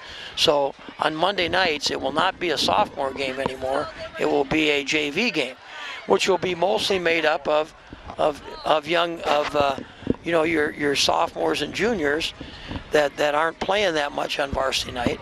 And I don't think, even if a kid gets into a varsity, I don't know what the rule. I don't think they have a hard, fast rule. I think most coaches they'll be on the honor system of, if a kid is a bona fide, at least one-way starter on the varsity, they're probably not going to play him in a JV game. No, I'm sure. Maybe if he's a defensive back and he's a quarterback, maybe play him a little bit on the opposite side of the ball. But what I'm trying to say is, whether a boy plays in this game or not, I don't think that hurts his chances. No. And on the other hand, you're maybe not quite as concerned about maybe getting those, because they are going to get now a full game. And right. We saw it again last year. A lot of juniors. If you're not a starter and you're having a 4 and 5 type of year, you're not going to play very much. No. You're not going to get to, I always call it mop up a little bit when you're winning big. And, really, other than the one, we were never really down big where you unloaded the bench. And so I like the idea of the JV program. It is. Because it gives that third-year kid in your program who's not starting at the varsity level a chance to play a little bit more. And season them, because you're going to need them the next year. You're going to need them, that's right. And I can go right down the line here and tell you the kids out there right now that didn't play a whole lot last year, but I'm not going to do that. But any time you can get your feet on the ground out there in a game, you learn, and that's what they're playing for too, guys. They put a lot of time in for high school sports, and they want to get on the field. And boy, I tell you, we're going to have the win the first half. We're going to have the wind. We're going to have the win for this first third quarter, and Vogel gets ready to tee it up. I'll be very surprised if that ball doesn't cross that goal line again. I'll tell you, that's. I wonder if he's aiming for that 10. Well, it's a good play. Knowing him, he's probably aiming for that goalpost. He's a pretty aggressive young man. I've had to know him since his little league days when he was 9 and 10, and watched his progression. But I really like him at safety, at what I call a free safety too. You usually have a free safety and a strong safety. Strong safety, a boy more like Kyle Bartman there, solid, that can help you with the run. Made a great play on a pass defense there in that second quarter. Right? That second quarter. Oh, and then don't forget the score at that time was either 6-0 or 12. I think it was 12-0 at the time. 12-0. You don't want to get back within 1 point there. But hey, let's see what happens, and we're waiting for the official to blow his whistle. Well, you got to wait for the clock to run down. They started it again for. Okay. I thought they already had the 3 minutes, but maybe they didn't. I would be remiss if we didn't mention again what a beautiful addition they did. See, you got the new 8-lane track too, right? Yeah. And what I like too, they've got a lot of nice cover on that, so the football people don't tear up the track. And it's Harold Jester Track and Tommy Stewart Field. And that'll go way over. I mean, it is right. It's into that 10 area again, underneath the goalpost. The ball landed 1 yard inside the end zone. End zone line. So I mean, the ball traveled 60 yards, and then 9 more, 69 yards. It basically landed 69 yards from where it was kicked. So the Metamora defense comes onto the field, did a nice job. They bent but didn't break in that first half. Back with the big guy, Reinerson at nose guard.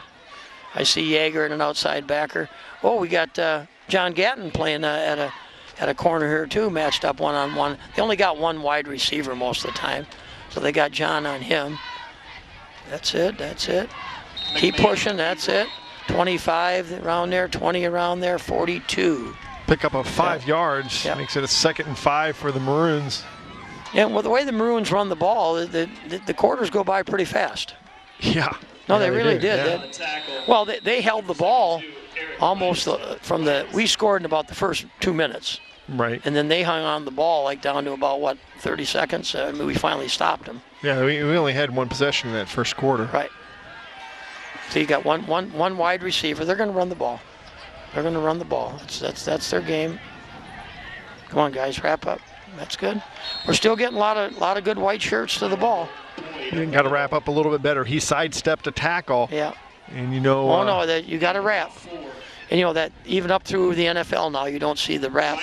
I call it the form tackle. Right. Keep your head up.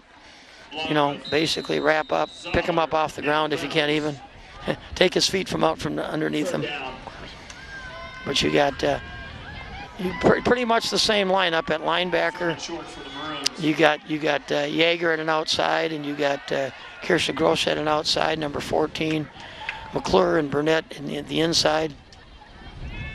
Secondary, good job, boys. Good job. He'll get a first. It's just barely, though. Like I say, pretty stout. You know, Yeah. I love it when the ball doesn't even get to the, by the second level. You know, it stops somewhere between the defensive linemen and the linebackers. And that's what they did that time. But they only needed a yard, so credit them. They ran the play. Their quarterback's a pretty good size young man. He's a returner from last year. He started for him. Yeah, this is but so once again, we only got one wide out, and John Gatton's on him. On the far side, we've got Zoller. Quarterback 6'4", 190. Yeah, no, he's a good-sized kid. Here comes the sweep. Come on, guys. Somebody's got to get there.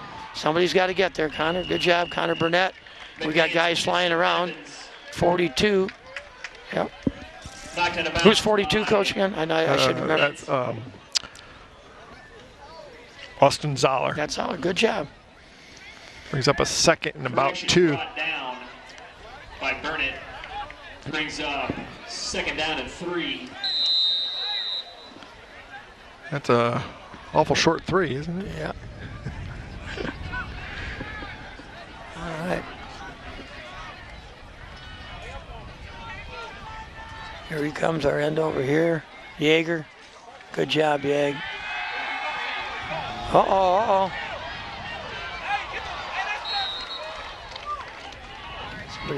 I'll tell you one thing. Credit Gatton. Uh-oh, somebody's limping out That's there. Vogel. I think he's going to run it off. Well, he's going to go to the sideline. Yeah, he's cramping. That's a cramp. I mean, he was just running. I mean, I don't think he hit anything. He's cramping. Yeah. Darn it. So we got to probably get 16 in there. Kyle Bartman. 1. Yeah, let's see what we got in there. We got Zoller in the secondary. We got John Gatton in the secondary. Number 2 came in. Oh, that's Jack Moore. Jack Moore is the other, is a safety, free safety type. That away, keep working. See, I like that. See, once again, even Jack came in there, And no, good job by the defense. Brings up a 4th down. Yeah, good job. Quarterback sneak. Quarterback sneak. Look at. Connor wants a certain defense out there. Brings up 4th down and about 1. They want to stop it right here. All right, come on.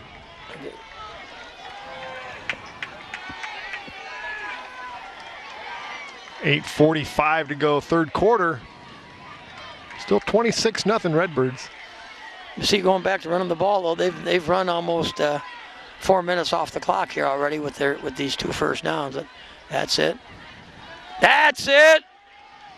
I don't think so. No. I say I don't think so. I don't think they got the first down. No, I don't think he did either. See, I know they put in. I think they had 6 guys up front. Oh, they gave it to him. Okay, they gave it to him. Well, hey, I've always been a big believer in high school sports a little bit. There's a little bit of refereeing the scoreboard a little bit every once in a while. I really do. And I'm not trying to. And he probably did get it. I'm, objectively. Well, I don't know if he got to that spot, though. That's a long way from where he was, yeah. It's all right. Come on, keep playing. There's that sweep. Well, kid's got some, if you lined him up, in football you run a 40 for time all the time. He's probably a 4.6, 4.7 runner in the 40. Vogel's probably a 4.6, 4.7 runner. But after that, Jaeger might be a 4.8 runner. McClure's probably a 4.9 runner. And I'm just guessing at these speeds. And those are all good times.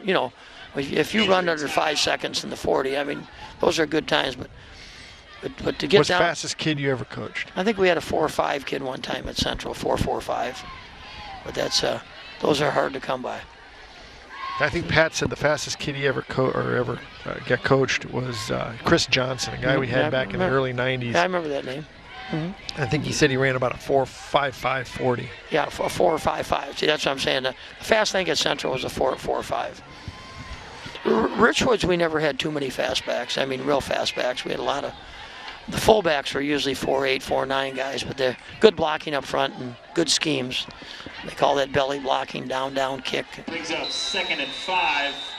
All right. Yeah.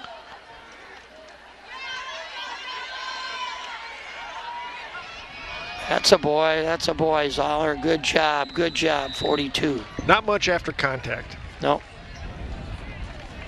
Yards after contact.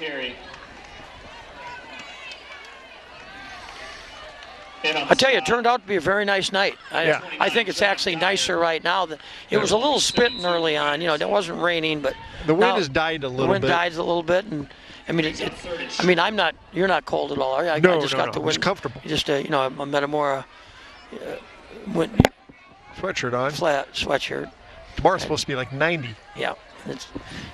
Then it's supposed to be pretty hot all week, but then 81 by the weekend which I think is good. But it's nice to get one game under your belt where it's not too hot. He's got a timeout. Champaign will take a timeout. But see, we're down 7. That's 5 minutes and 5 seconds.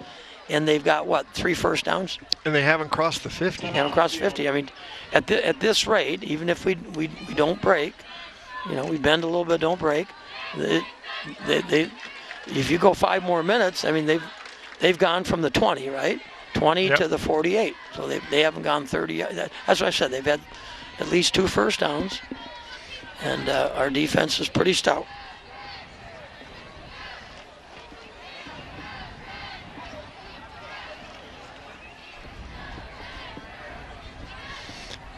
Well, I'll tell you, it's for our listeners, don't forget the Redbirds come home next weekend to open their 2018 home season against a real good team out of Rock Island. I'd say a 7A school. Yeah. 7A school. They've been down a little bit, but over the years, a guy by the name of Vic Bobbitt over there. Former Geneseo coach. Yeah. Vic was had some great teams over there. Have you been in their bowl over there? Oh, yeah. We played there a few years ago, back in 2012, I believe. Yeah, they've got, I assume maybe we'll be going there next year. It's almost like a little Michigan. It's Augustana's their field. 3rd and 3, big down for the Redbird defense. That's it, boys. Good job. There's the big 63. That's Birch, isn't it? Yep. Joey Birch. Joe Birch. Man, he is a good player. And there was a couple other guys, but Birch made that tackle. And when that hit, he got off the ball so quick. Here we're going to see again now. What's Coach going to do here? To me, this is a punt situation all the way. I mean, to me, establishing your program, you got to be able to punt the ball here. You got to be able to punt. You don't want to give them half the field again. You can see that they're not punting. Otherwise, the punting team would be in already. They're not punting. Unless they have their punter as their quarterback and they just leave the safety. How come the clock?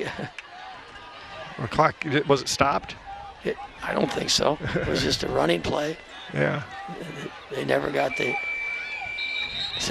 I'll tell you who had it. The guy in the field had it. Yeah, because they never started the clock. No, they never. So people got to understand all these clocks. They're all kept on the field too. Right. So the back judge has the 25-second clock. Now the coach is making a real good decision. punt the ball. Your chances of getting a 4th and 9, are probably 1 and 9. Punt the ball. You need to work on your punt game. I mean, needless to say, the last punt was a negative. Vogel's back in to return. That's good. Punt return. So the Redbirds will get Who's the ball. Other man deep for him? I think that's Jaeger. I don't know. I think Jaeger's a little thicker than that. Maybe. Looks like those white pants are pretty white. I'm talking about, isn't Vogel on the far side? He's right closest to him. Oh, so that's 38, but I think Jaeger's thicker than that. Let's see what. No, we're right across. They were offsides 25. That's the sophomore kid, right? Oh, that's Poston. That's Poston. So I believe they lined up offsides. So that puts them back even further. They're inside the 40-yard line now. So they took 6 minutes. Mm-hmm. Oh, that's 6 minutes. 6 minutes and 6 seconds. There you go. See, they can do it. There's a sophomore mistake. No. See, he was a little hesitant with the fair catch. But now, wait a second. He didn't. He can run the ball after that, right? He can advance the ball. The other man advanced it, yeah. I think he can. Yes. Yeah. That's not. Shouldn't be a penalty. Because the ball was definitely dropped by the man that signaled fair catch. He tried to catch it up like this. He's got to just catch it. Give Vogel credit too. Yeah. The man that doesn't get the ball should always be looking for that to happen. So that. Being fielded by number 29, John Geyer. Oh, that was 29. No, that was 38. It was fumbled by Poston. They had the number wrong.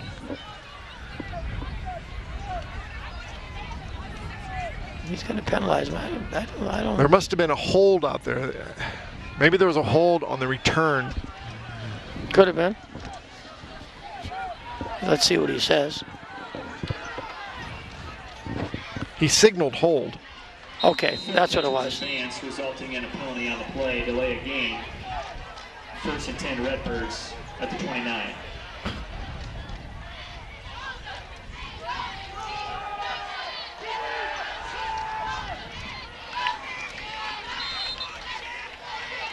Well, I would like to know how that's not pass interference right there. They just tackled our receiver in the middle of the field.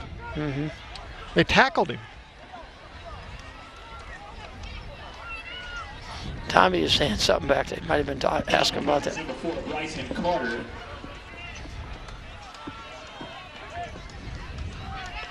We got the split end on the right side here is John Nelson.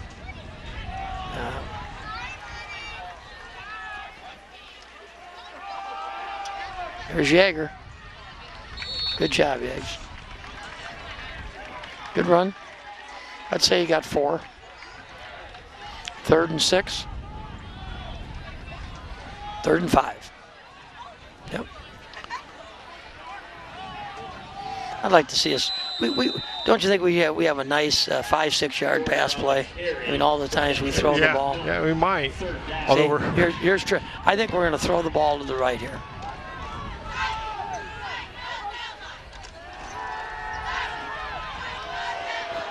Oh, he overthrew him. He had him open though. Well, hey, went for all the marbles and we didn't get them. False pass intended for Vogel. In on the coverage, number 20 Dalton Hall.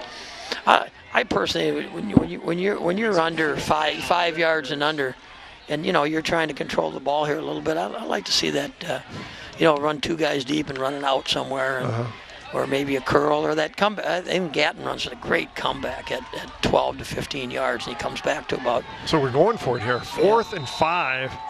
See now here I think here you're going to see your 5-yard pass.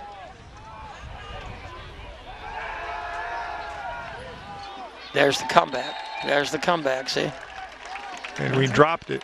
Yeah, I don't like it. False pass intended for number 1 John. Gonna give him a little life with that, guys. Give him a little light. That's it. Well, they're going to get the ball on the Redbird 34-yard line. Also number 52. It also shows Pat's got a little confidence in the defense. He does. And that's good. That part of it's good. he basically he's created a little bit of adversity for his defense, and you kind of maybe want that a little First bit. and 10 Central from their own 34.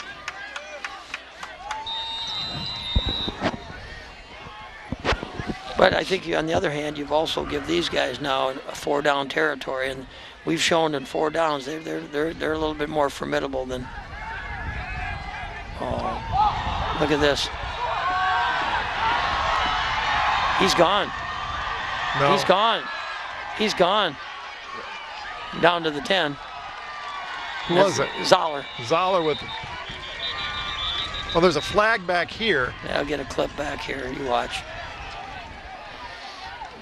I won't say what I'm thinking. It has to do something with the score. Yeah. Zoller. And I'm going to say it again, it probably was. But then again, it probably goes on half the time, too. Luke McMahon in on the tackle. Well, that's good. I'm glad. I'd like to see us establish our offense again here, though, a little bit. You know, and I know it's not a halftime if you're going good. So Can sometimes be a little bit of a downer. Yes, because then you come back. You know, you come back out and you're a little flat, and you're playing with an edge. When you walk on this field tonight, you have no idea. You have no idea what you're playing against. No. No. And I'm not afraid. I was here early. I was here at 5:15, 5:20, and I looked at those kids come out. They've got some bodies down there. Well, starting with the 6'4" quarterback. Yeah. I mean, I know we got a 6'7", but a 6'4" quarterback is a little bit bigger than the average quarterback in high school football. And what I'm getting at is, and they've got some run. You've seen the speed to the outside. I think they're missing a little bit between the tackles. He got hit just as he let it go. He got hit just as he let it. Intended for number 2, Jack Moore.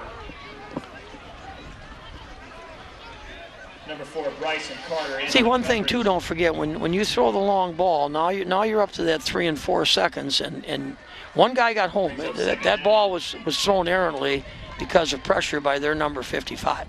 And what I'm saying, if you throw the 5-yard out or the 8, 10-yard, 12-yard comeback, that ball's gone in 2 or 3 seconds. And they're giving us an 8-yard cushion here. Yep.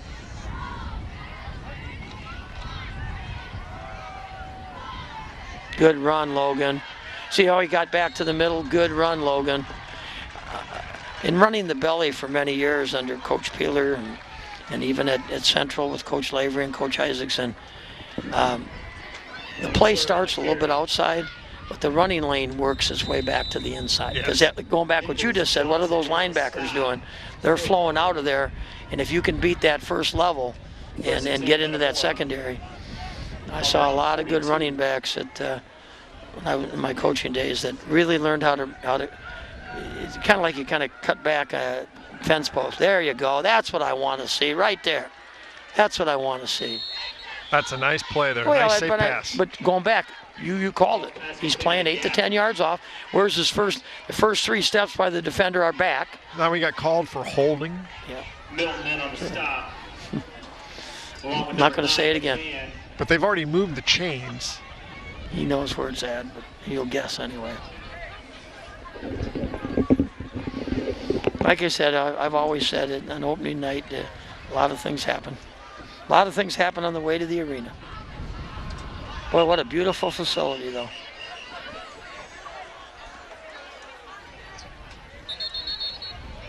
Here's John over here. Well, you got Gatton one-on-one. I mean, to me, he can run a post. He can run anything he wants. Jack Moore over here. Connor Burnett's what I call the third guy in. They called us for motion, I guess. I don't know what that is. What kind of penalty is that? That's a 7-yard penalty. All right. Number 3 out here, John Nelson, wide right. Trips formation. Jack Moore in the slot between him and Connor Burnett. Oh, nice run again. See it? Nice run. I tell you, pretty smooth. And even when he's cutting, you see he's still making yards. I don't see the feet just firing. I see just quick feet going in the right direction. Come on. 2nd down and about 6. Good time to throw. Good time to throw. Like I said, if we run it 3 more times, this quarter is going to be over. 2 minutes, 35 seconds to go. Third quarter, Redbirds up 26-0.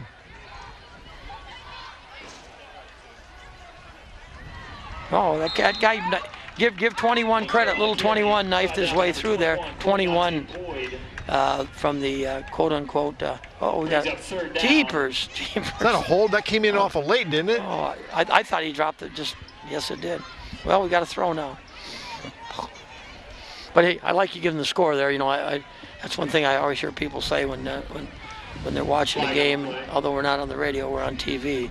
That the score 26-0 the Birds, and that's what it was at the end of the first half.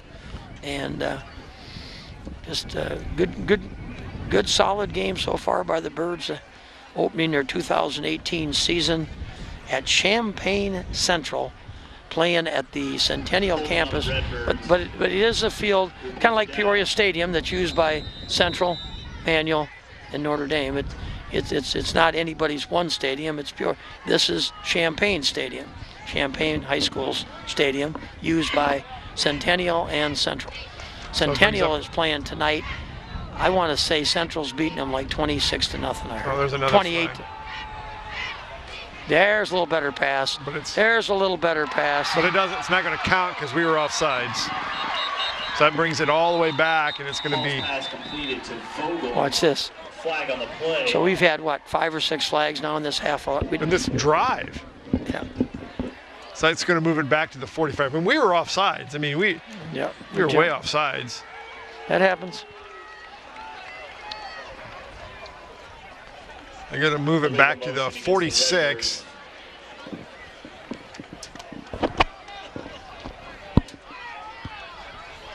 It makes it a second down, and it's going to move it back to the 45.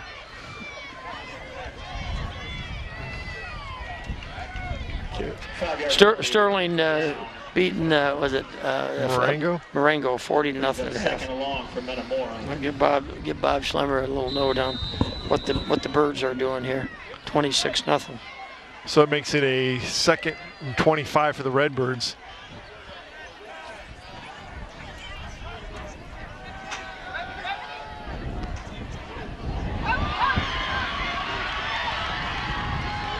Attaboy, John. Look at that. That is great effort. That is great effort. And he'll almost get a first down. I'll tell you, that was about 8 or 9 yards after contact.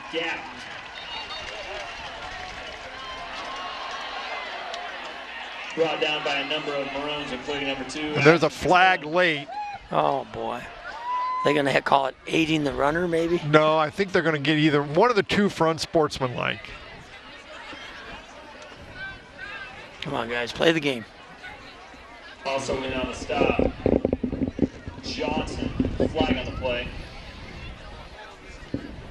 Well, I'll tell you one thing.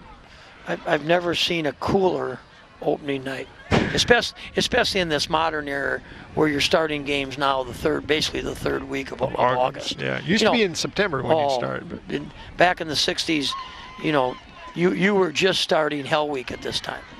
Yeah. So that's against the Maroons. That'll move the ball, give the Redbirds a first down. But what a great call and great play by Gatton to almost pick up what he picked up, about 24 yards. I'd see he picked up all that. Look at this. It was a unsportsmanlike against the Maroons. Here comes a touchdown right away here after 1 or 2 plays. 1:27 to go, third quarter. Redbirds have had the ball for about 6 minutes, and it's been a penalty-plagued third quarter. But Metamora on the drive once again. I think Metamora will score within 2 plays here. And that'll give. Ball's placed on the Metamora 16. And that's actually on the Central 16-yard line. Yeah, that's right.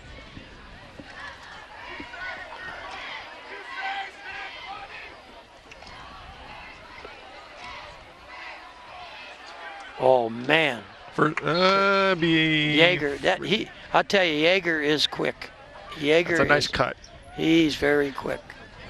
Takes the ball down to about the 9-yard line, makes it a second and about 2. Don't you love it when it's second? I like it when it's any time it's second less than 4. Yeah, because you can do a lot of things. You can do a lot of things, and the thing I'd do here again, I'd run the ball again. Take this right down to the end of the third quarter. put another one on the board. Look at this. He's in. I told you to. If he's not, it's awfully close. He's in. Touchdown, He's Metamora. in. Oh, I tell you one thing. I tell you the other thing you see too. I just saw Gatton kicking his legs up and jumping up. Look at him. Look at him. Some excitement. There's some excitement in the program right now. And like I say, these kids put in, just a super amount of time, effort, and energy to play it, to wear that high school football uniform at Metamora High School. And it's nice to see that their hard work and the coaches' hard work and the community's hard work and the support that they get all through the community and from their families. And we're gonna need a big crowd next Friday night. yeah, oh, I agree. And new feature this year, there'll be honorary captains. I like that. We're bringing back some players from the 1980 football team. Pat Ryan was the quarterback. We're bringing back some of his linemen. I think it's a great idea. I heard a lot of ADs talk about it, but you always want to, for no better word, honor your past. Yes. And basically, take care of your present, and then look to the future. Bringing back guys from the 76 team, bringing back guys from the 2000 team, and bringing back guys from the 66 I think it's team. a great idea. Oh, I love that kick. I wouldn't, unless I needed 2 to tie or win a game, that kid's kicking the ball every chance I can give him. And you know what? He's going to help us win a game too with, with that leg. I'm always a big believer there's going to be 1 or 2 overtime games and extra point games, and one more touchdown and the clock won't stop. That's right. That's right. That poor, like I said, you got. I knew they'd score early there because, like I said, you got that penalty. You put the ball down on the 16. You get 2 runs and you're in the end zone. But I just very impressive with opening night here for the, and especially on the road. It even makes it a little bit more. I like the fact we came out the second half. We started throwing the ball a little bit. It's a little bit. It's going to have to be polished up a little bit, but it will get polished. Oh yeah, that's right. That's a term. You sound like a football coach now, Scott. No, that Coach Lavery at Central used to always talk about. We got to polish up the running game this week, or we got to polish up that wing-back counter a little bit more. Or you'd say heat it up sometimes too. Because he only ran it like 20 30 times. Oh, he loved that counter. Well, you run your fullback, you run your fullback, and all of a sudden you fake to him and you get that guy coming around. And he had guys like Danny Ruffin and some of these extraordinary athletes that were 4-6 runners, 4-5-5 runners, and you get everybody flowing one way and bring that back the other way a couple times a game. And they. I want to take this time to thank our sponsors: City Blue Technologies, Commerce Bank, Good. Daisy Mae's Gaming Cafe, Germantown Grill, Hanover's Pub, Logoware, Mason Funeral Homes, Metamora Fields Golf Club, Wow, Metamora McDonald's, Metamora IGA, Michael's Italian Feast, Sunbelt Rentals, and Snyder Village. Snyder Village will be having their big event here pretty soon. Boy, they're I got over there last year. I'm going to go this year again. I know most of the football team was over there. It was nice job by that defensive end. Nice job by that defensive end. He was even Evans gained about 6. 89. That's Bagol. That's Bagol, yeah. Bagol. 89, Bagol. See, he was right there. Okay.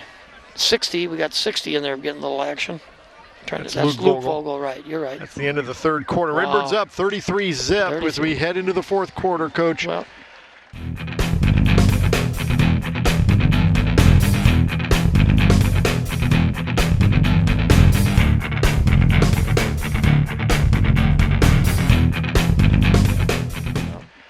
hey, that's it.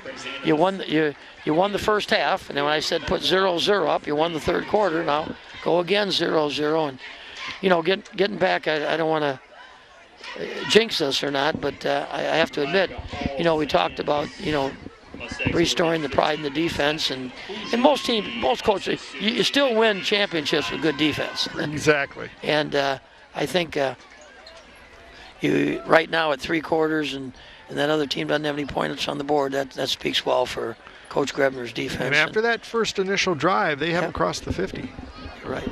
You're right. So let's see what happens. And then give Coach Delinsky and Very impressed tonight with that offensive line. Help me with the quarterback coach's name. Caleb Turbush. Turbush. I want to give Caleb top. I know from my own experience that he spent a lot of time in the weight room with some of these kids, and Kurt Turbush had played at Purdue, played in the Big Ten. Can you imagine playing football in the Big Ten? Oh, I mean, that's another world, man. I mean, and then I got to give credit where the Southeast Conference. But I mean, if you play and start in the Big Ten, wow, and the time and effort, what goes into that, and the 80,000 people, play at Michigan with 109,000. The big house. I know. My first coaching job, I was a freshman assistant at Bergen under a guy by the name of Jim Hyde. Just a great guy. Played fullback at Spalding. Went to Marquette and they dropped football. Marquette University. Yeah. So he transferred to Minnesota. And he said, without a doubt, when you come out of that tunnel at Michigan, you better have some pretty stout makeup to yourself. He says it is intimidating. Oh, good job. Once again, 89. Come on. Look at him. Look at he's still flying around. But then credit, Logan McClure was there. Just half the defense was there. Yeah, that's what I'm getting at. It seems like almost on every and once again, they're running a lot of the same plays, whether it's sweep or misdirect, but they've got guys that can run the ball a little bit. They're not slow backs out there. No. So 11:25 to go in the ball game. Redbirds up 35-0. 33-0. Excuse me. Yeah. 30. Got a little ahead of myself. 33-0. And then Kyle Bartman just came in for Zoller. Okay, oh man. I'll tell you one thing, our two inside backers are getting off, and their first couple steps, what I like, they're going forward. What I'm a little bit concerned, or not concerned, but what I'm a little bit mystified about is that the play clocks were running in the first half. Yeah. They aren't running now. Something happened, unless they got the person that was doing them said, I'm going home. Yeah, I might have went home. But something happened. Like I say, the back judge, the man right in front of us now on the 42, he's the man. And you know what they do too is when he gets the last 5 seconds, he starts counting them off. With, you have with to watch. arm. It's supposed to be the back guy over here. here. Yeah, no, that's it. That's the back judge right there. Yep, he's the guy that runs the 25-second clock. I kind of like the NFL deal. There's college, the one where they go once the ball's blown dead, they got 40 seconds. Well, yeah, that's what they use. I think it's in college. Once the ball is blown dead, they got 40. You get back and do your thing. The referees get the ball in, and they got 40 seconds from that. Because otherwise in this 25-second, you could take 15 seconds, 20 off the clock every time if you wanted to. You know what I'm saying? And give them more time is what I'm saying.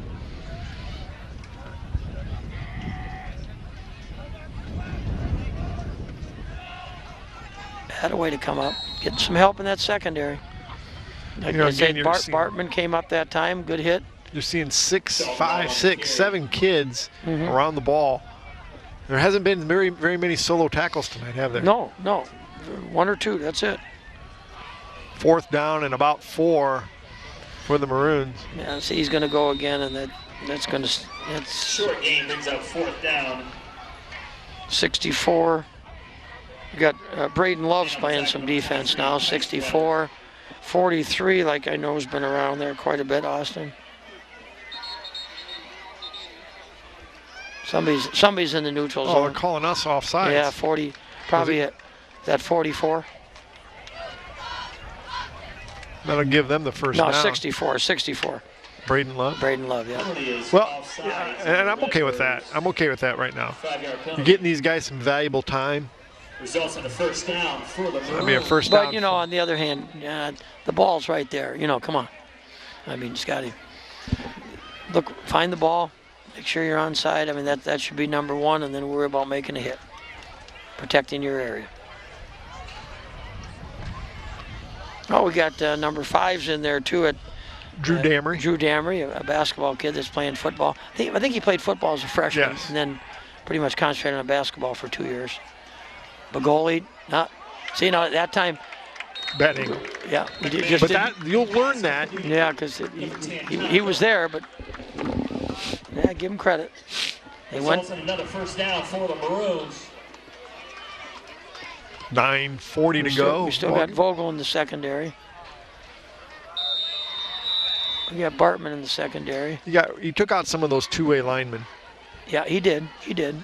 Yeah, 72 is not. Reinerson's not in there, and that's good. Birch isn't in there. Birch isn't in there, right? And that makes a difference.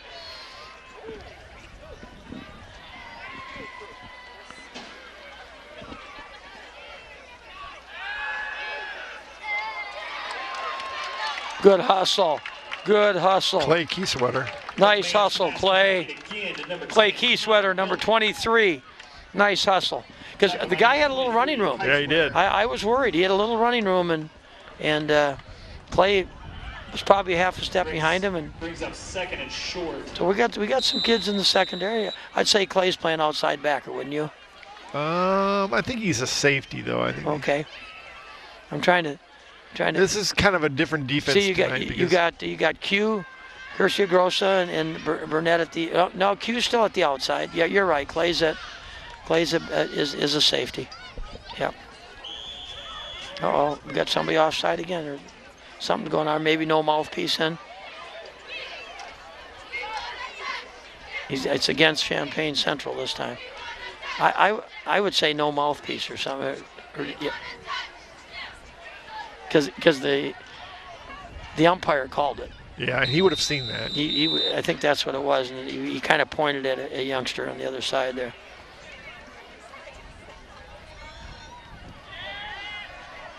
Oh, good hit. That away. That's Vogie picking on somebody. 38 picking on somebody. Number 10, Connor Milton, in on the coverage. Brings up a third. What was that third? No, I think it was only second with the penalty there. Now it's brings up 3rd down. 3rd and 6. 3rd and 6. Oh man, we're almost offside again. See the left? See our defensive right tackle? Oh, that's Connor Burnett. Yep. That was a nice hit. Read that beautifully. That guard fired out, and he just went right past him and into the hole. Connor Burnett in on the stop. That's very good. Very good, guys. Down at 7. See, the nice thing when you get a play like that, too, and you rather than being 4th and 3, it goes from 4th and 6 to about 4th and 7.5, 8. But hey, this is the one you got to stop now.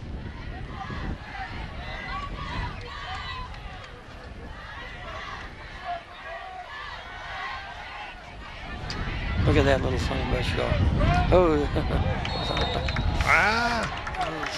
He got it. On the counter, number 3, Terrell Evans, on the first down run. Yep, he got it. It's close, isn't it?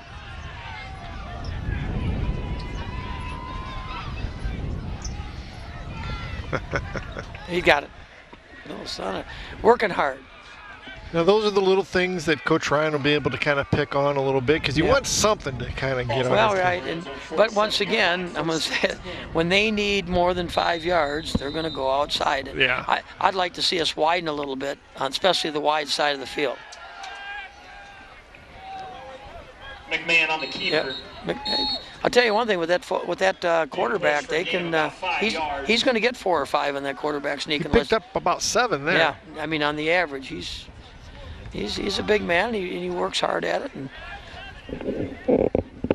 hey, I credit Champaign Central. They could have. They're not quitting. No, they're doing what they've got to do. They're controlling the ball here, in most of the 4th quarter here, so that they don't get to that 40-point running clock. And it's Metamora's job here to stop them, to keep their intact.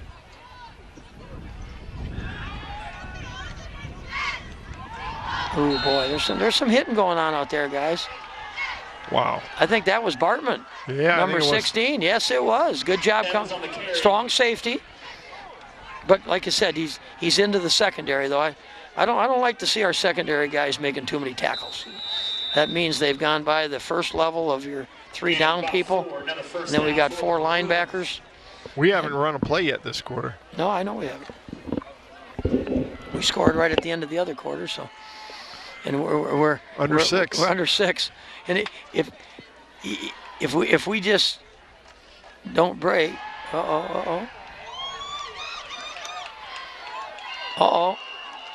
that's out of bounds. Yeah.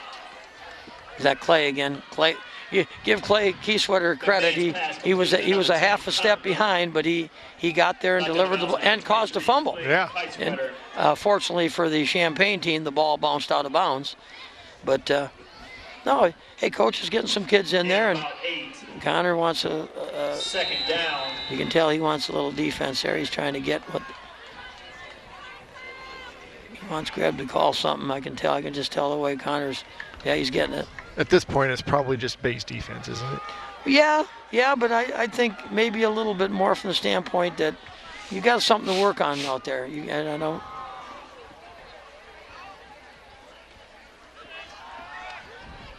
That's the way, boys. That's the way. McMahon's pitch to Milton.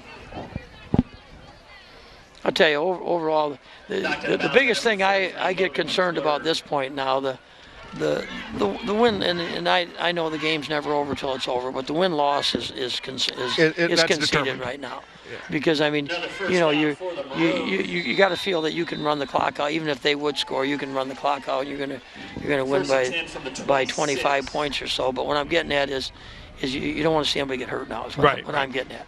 And we're playing hard still, and as long as we keep playing hard, we'll be okay. Dude, I mean they're working hard. I give Champaign Central a lot of credit because, and I think it's also part of being early in the year too, where everybody, I mean, obviously somebody's going to win their opener and somebody's going to lose their opener, but everybody still wants to come out of game one feeling that you've got a chance to compete next Saturday. And as long as you can keep kids going from or next Friday, I mean, in high school football, you want to keep going from one Friday to the next Friday, and that's what you zero in on.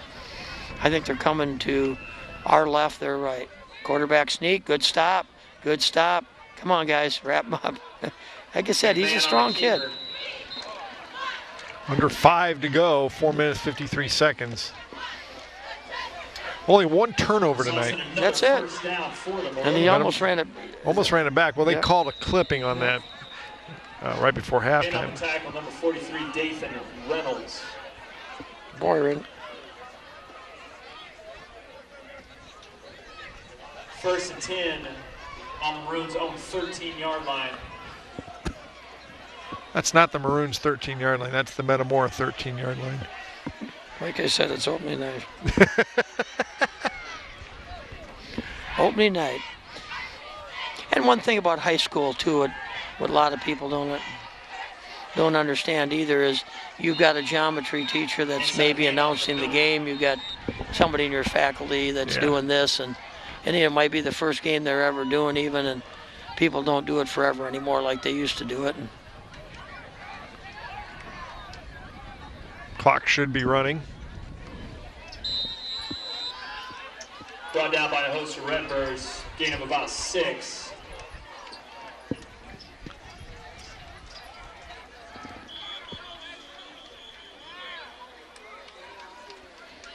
All right.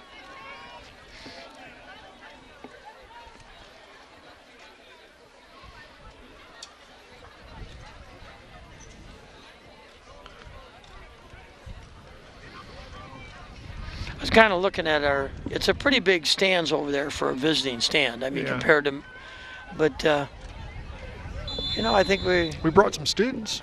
We did bring some students. But we need more next Friday. Friday is what we're, and we will. I understand that. This is an hour and a half trip. It's early in the year, but I tell you, we're still flying around. We're still flying around out there, and that's wonderful. Number 20, Dalton Hall on the carry. Trying to think, I think we moved Q into inside backer. I think Connor Burnett hurt his shoulder maybe just a little bit.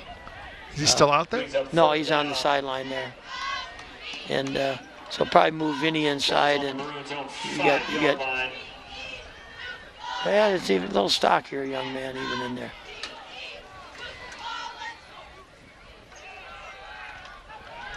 Touchdown. That's the quarterback, isn't it? See what he pulled it.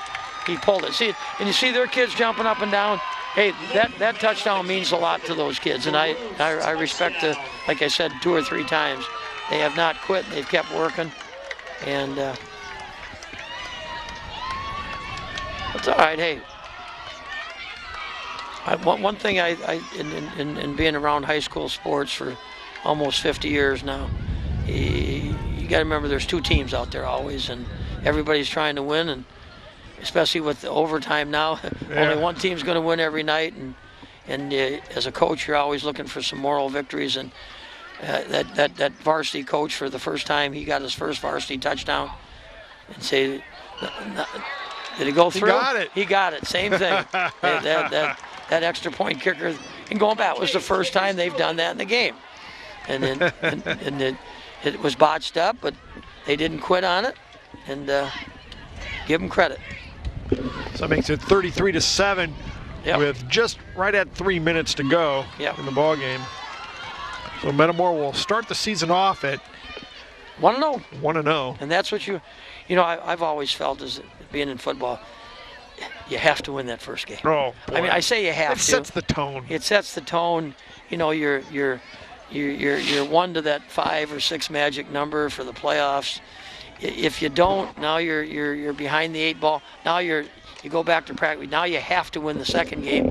And we found last year, we went down to Jerseyville and didn't win it. And then before you know it, boom, you got to run into a Washington or a Morton. And last year, a Dunlap. Yeah. Well, so the bottom line is the board says the score, but I'll tell you, I just really am very happy with the start that the Redbirds had here tonight. And I think we were both we won't tell people what our predictions were, but they both were pretty close. Yeah. I think you said around 35. I said around 28. You said about victory margin, you mean? Yeah, I'm talking. Yeah, I mean, pretty close to what we hope for anyway. We're not going to kid anybody. We're on the Metamora side. Look at this. Look at this. Kids didn't understand it over here. Kids didn't understand it. Did the clock run at all? Yeah, it ran 2 seconds. 2 seconds. No, to be honest, I thought we had a couple guys that ran by the ball there. I think we had a couple guys run by it. Once that ball, you need to make that. You need to cover that ball up. I'm not sure I quite understand that though. Onside kick there? Yeah, onside. Well, yeah, I do a little bit from the standpoint of. You want to get the ball back, but you want to get the ball back. I mean, are they going to win the football game? No. But once again, one team feels real good about themselves right now, and the other team doesn't feel quite as good. And hey, it's like anything when it works like that. Hey, I thought it was. I'll be very honest, I didn't anticipate it by any stretch of the imagination. Well, I think that might be all they do because they did it to start the game. Yeah, they did it the same way. On the carry. Which once again, that's a first-year coach move too. To try come out and try to kick. We're going to kick off, but we're going to get that ball back right away. But we were set up for it the first time. Yeah, we weren't set up that time. McClure and Reinerston in on the stop. Yeah. Here comes. Also in on the stop, Vernon.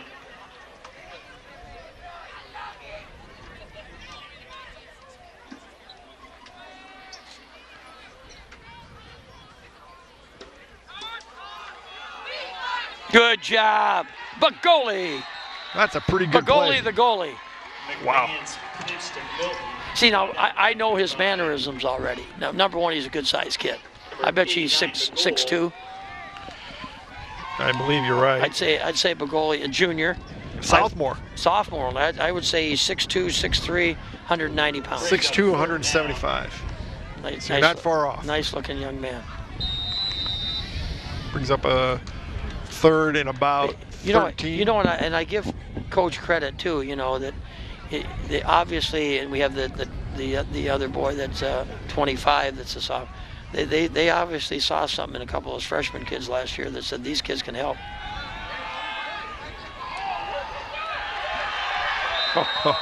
Man. McMahon brought down in the backfield by number 60, Luke Vogel. Luke Vogel just swallowed him up. Swallowed him up again, yeah. I think Bagol had a little bit to do with that too. Yeah. Loss of about 6 brings up 4th down.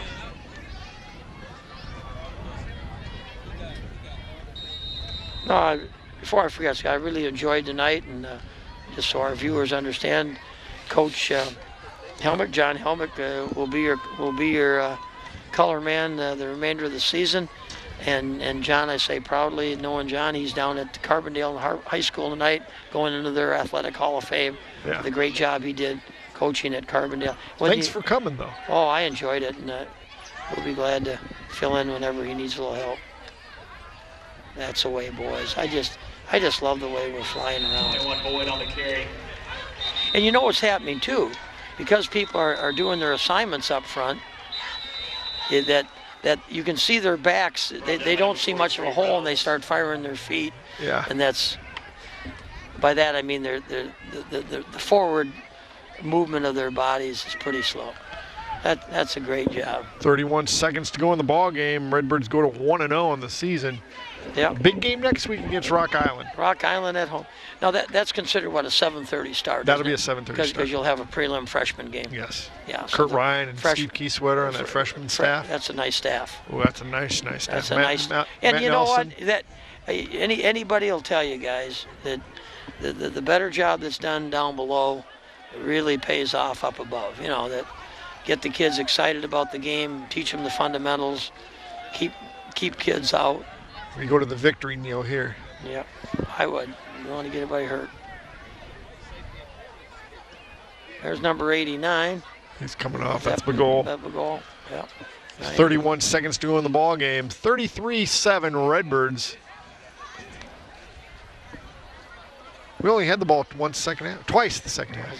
And we scored once. Yeah. Yeah. So I mean, like I said, it's a very good overall game.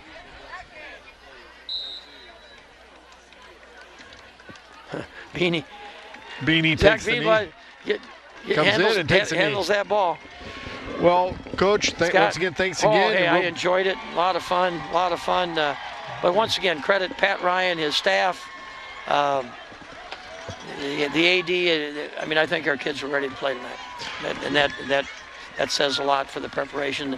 They put a lot of time in the weight room. They put a lot of time conditioning, practices, first couple weeks of practice season, and those 7-on-7s. Those were huge. It all goes into getting off to a good start, and like I said, that's what the team was looking for. And nice to be here. Well, Thanks. We'll be back in just a few minutes with the end of the game stats and a chat with head coach Pat Ryan.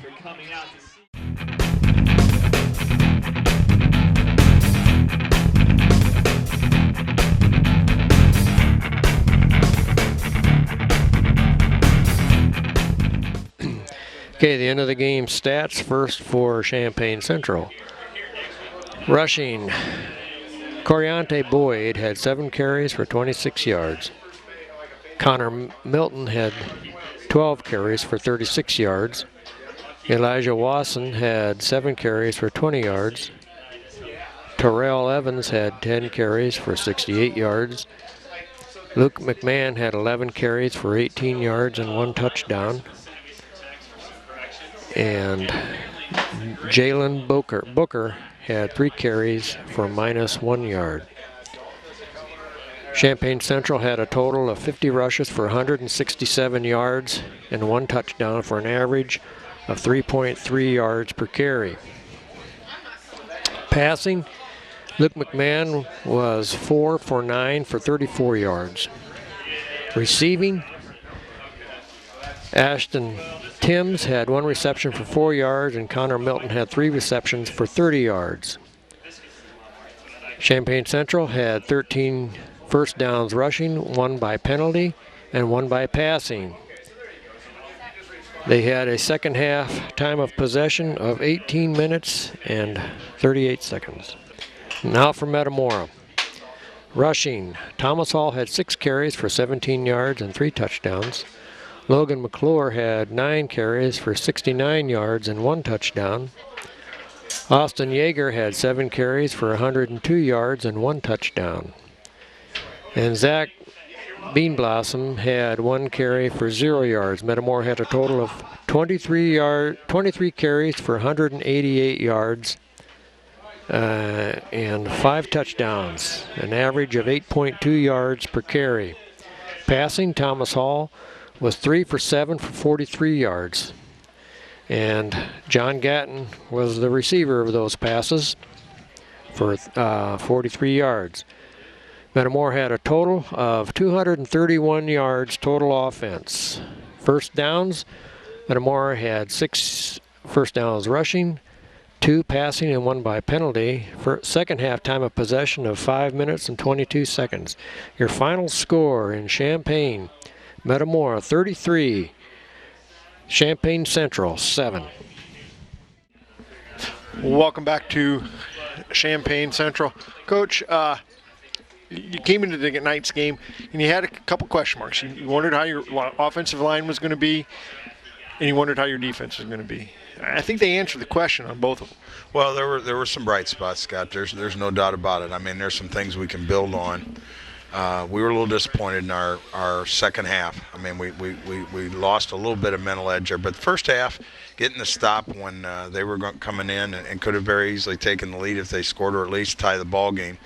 Getting that stop and then scoring again really helped. Other than we had a receiver fall down and we overthrew a little bit, but the protection was good, and we know what Tommy's capable of. That's not an issue at all.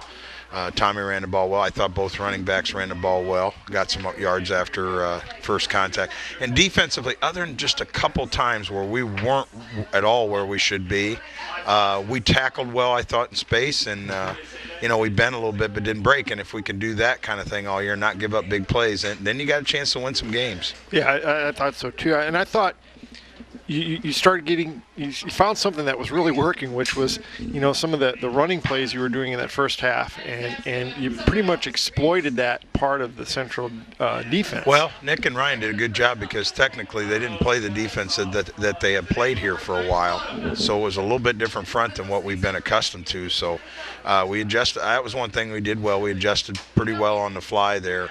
And it was first game. You're going to have some of those first game mistakes, but we had some big plays too. We had some big plays on both sides of the ball, and certainly something to build on. You just don't. If this is the best we play all year, we won't be happy with that. Right. I thought overall your running backs, McClure and Yeager, both played awfully well. Yeah, for sure. I mean, we need them both to have carries because they're both on defense. Mm-hmm. So we got to continue to build some depth up front. I thought Joe and Eric, spent a lot of time out on the field tonight, and they held up pretty good. Of course, it was 65 degrees. When was the last time you had an opening night at 65 degrees? I don't remember. But I want to be careful. I told kids, enjoy it once we need to critique what we did and get better. We got to make a big step next week. But overall, I want them to be happy because we all know how rough it was the first game of the year. I mean, we were stunned and it was just awful. So anytime you can win against a quality team, you got to be happy. Yeah, I thought so too. The other thing too I thought was really big for you guys was the kicking of Ryan Vogel. The only ball he didn't put in the end zone, they fair caught in the 19. Yeah. No, that's a weapon. And he can punt it too. Him and Tommy both can punt it too. We need it. I mean, when he could keep the field long and keep them in front and just wait for that big play on defense, it's hard to take the ball the distance in high school football. It's much better when you can do it in big chunks, and we avoided most of the big chunks. And they did a good job running the toss. I mean, obviously that was their best play, and we did a good job of hamming it in, but we didn't alley it as well as we would have liked to. So got a little loud here. That's all right. We're fine. Yeah. Coach, getting back to a little bit on your defensive side of the ball, the other thing too is you had a lot of kids tonight on your defense playing defense for the first time. Well, yeah, that's true. I mean, we had some seasoned guys, but not a lot of them. And I like the play at the end where Ryan Begole, he's going to be a really good player. Yeah. And he got beat once, but then the next series, I mean, he made a couple plays right off the bat. His learning curve, we had 2 sophomores that made contributions. Zach Poston had some nice tackles, had a sack early on. Yeah. So, I mean, and that helps. So you get that first game under your belt, and then everything starts to slow down a little bit. So, no, we did have a lot. And I thought Connor Burnett and Logan, when they got us in the right spot, there were some times there where they were unbalanced, and we really weren't lined up defensively. Our effort was great. And I thought we played physical. Unfortunately, though, we weren't always in the right spot, so that's something we've got to take care of. And those guys are honor students, so, I mean, their ACTs are like scores I don't even know how you even get them that high. But you got to transfer that over. Well, Coach, congratulations. It's nice to be 1-0. Yep, we'll take it. It's a long trip home, but it's going to be a nice trip home. It'll be better. I think it took us 2 weeks to get home from Elgin last year, so it'll be a Coach, little better drive. Congratulations Thanks. once again. Thanks, Scott. And enjoy the win tonight. Thank you. Appreciate it. That'll do it from Champaign Central. Redbirds win 33-7. We'll see you next week at home against Rock Island.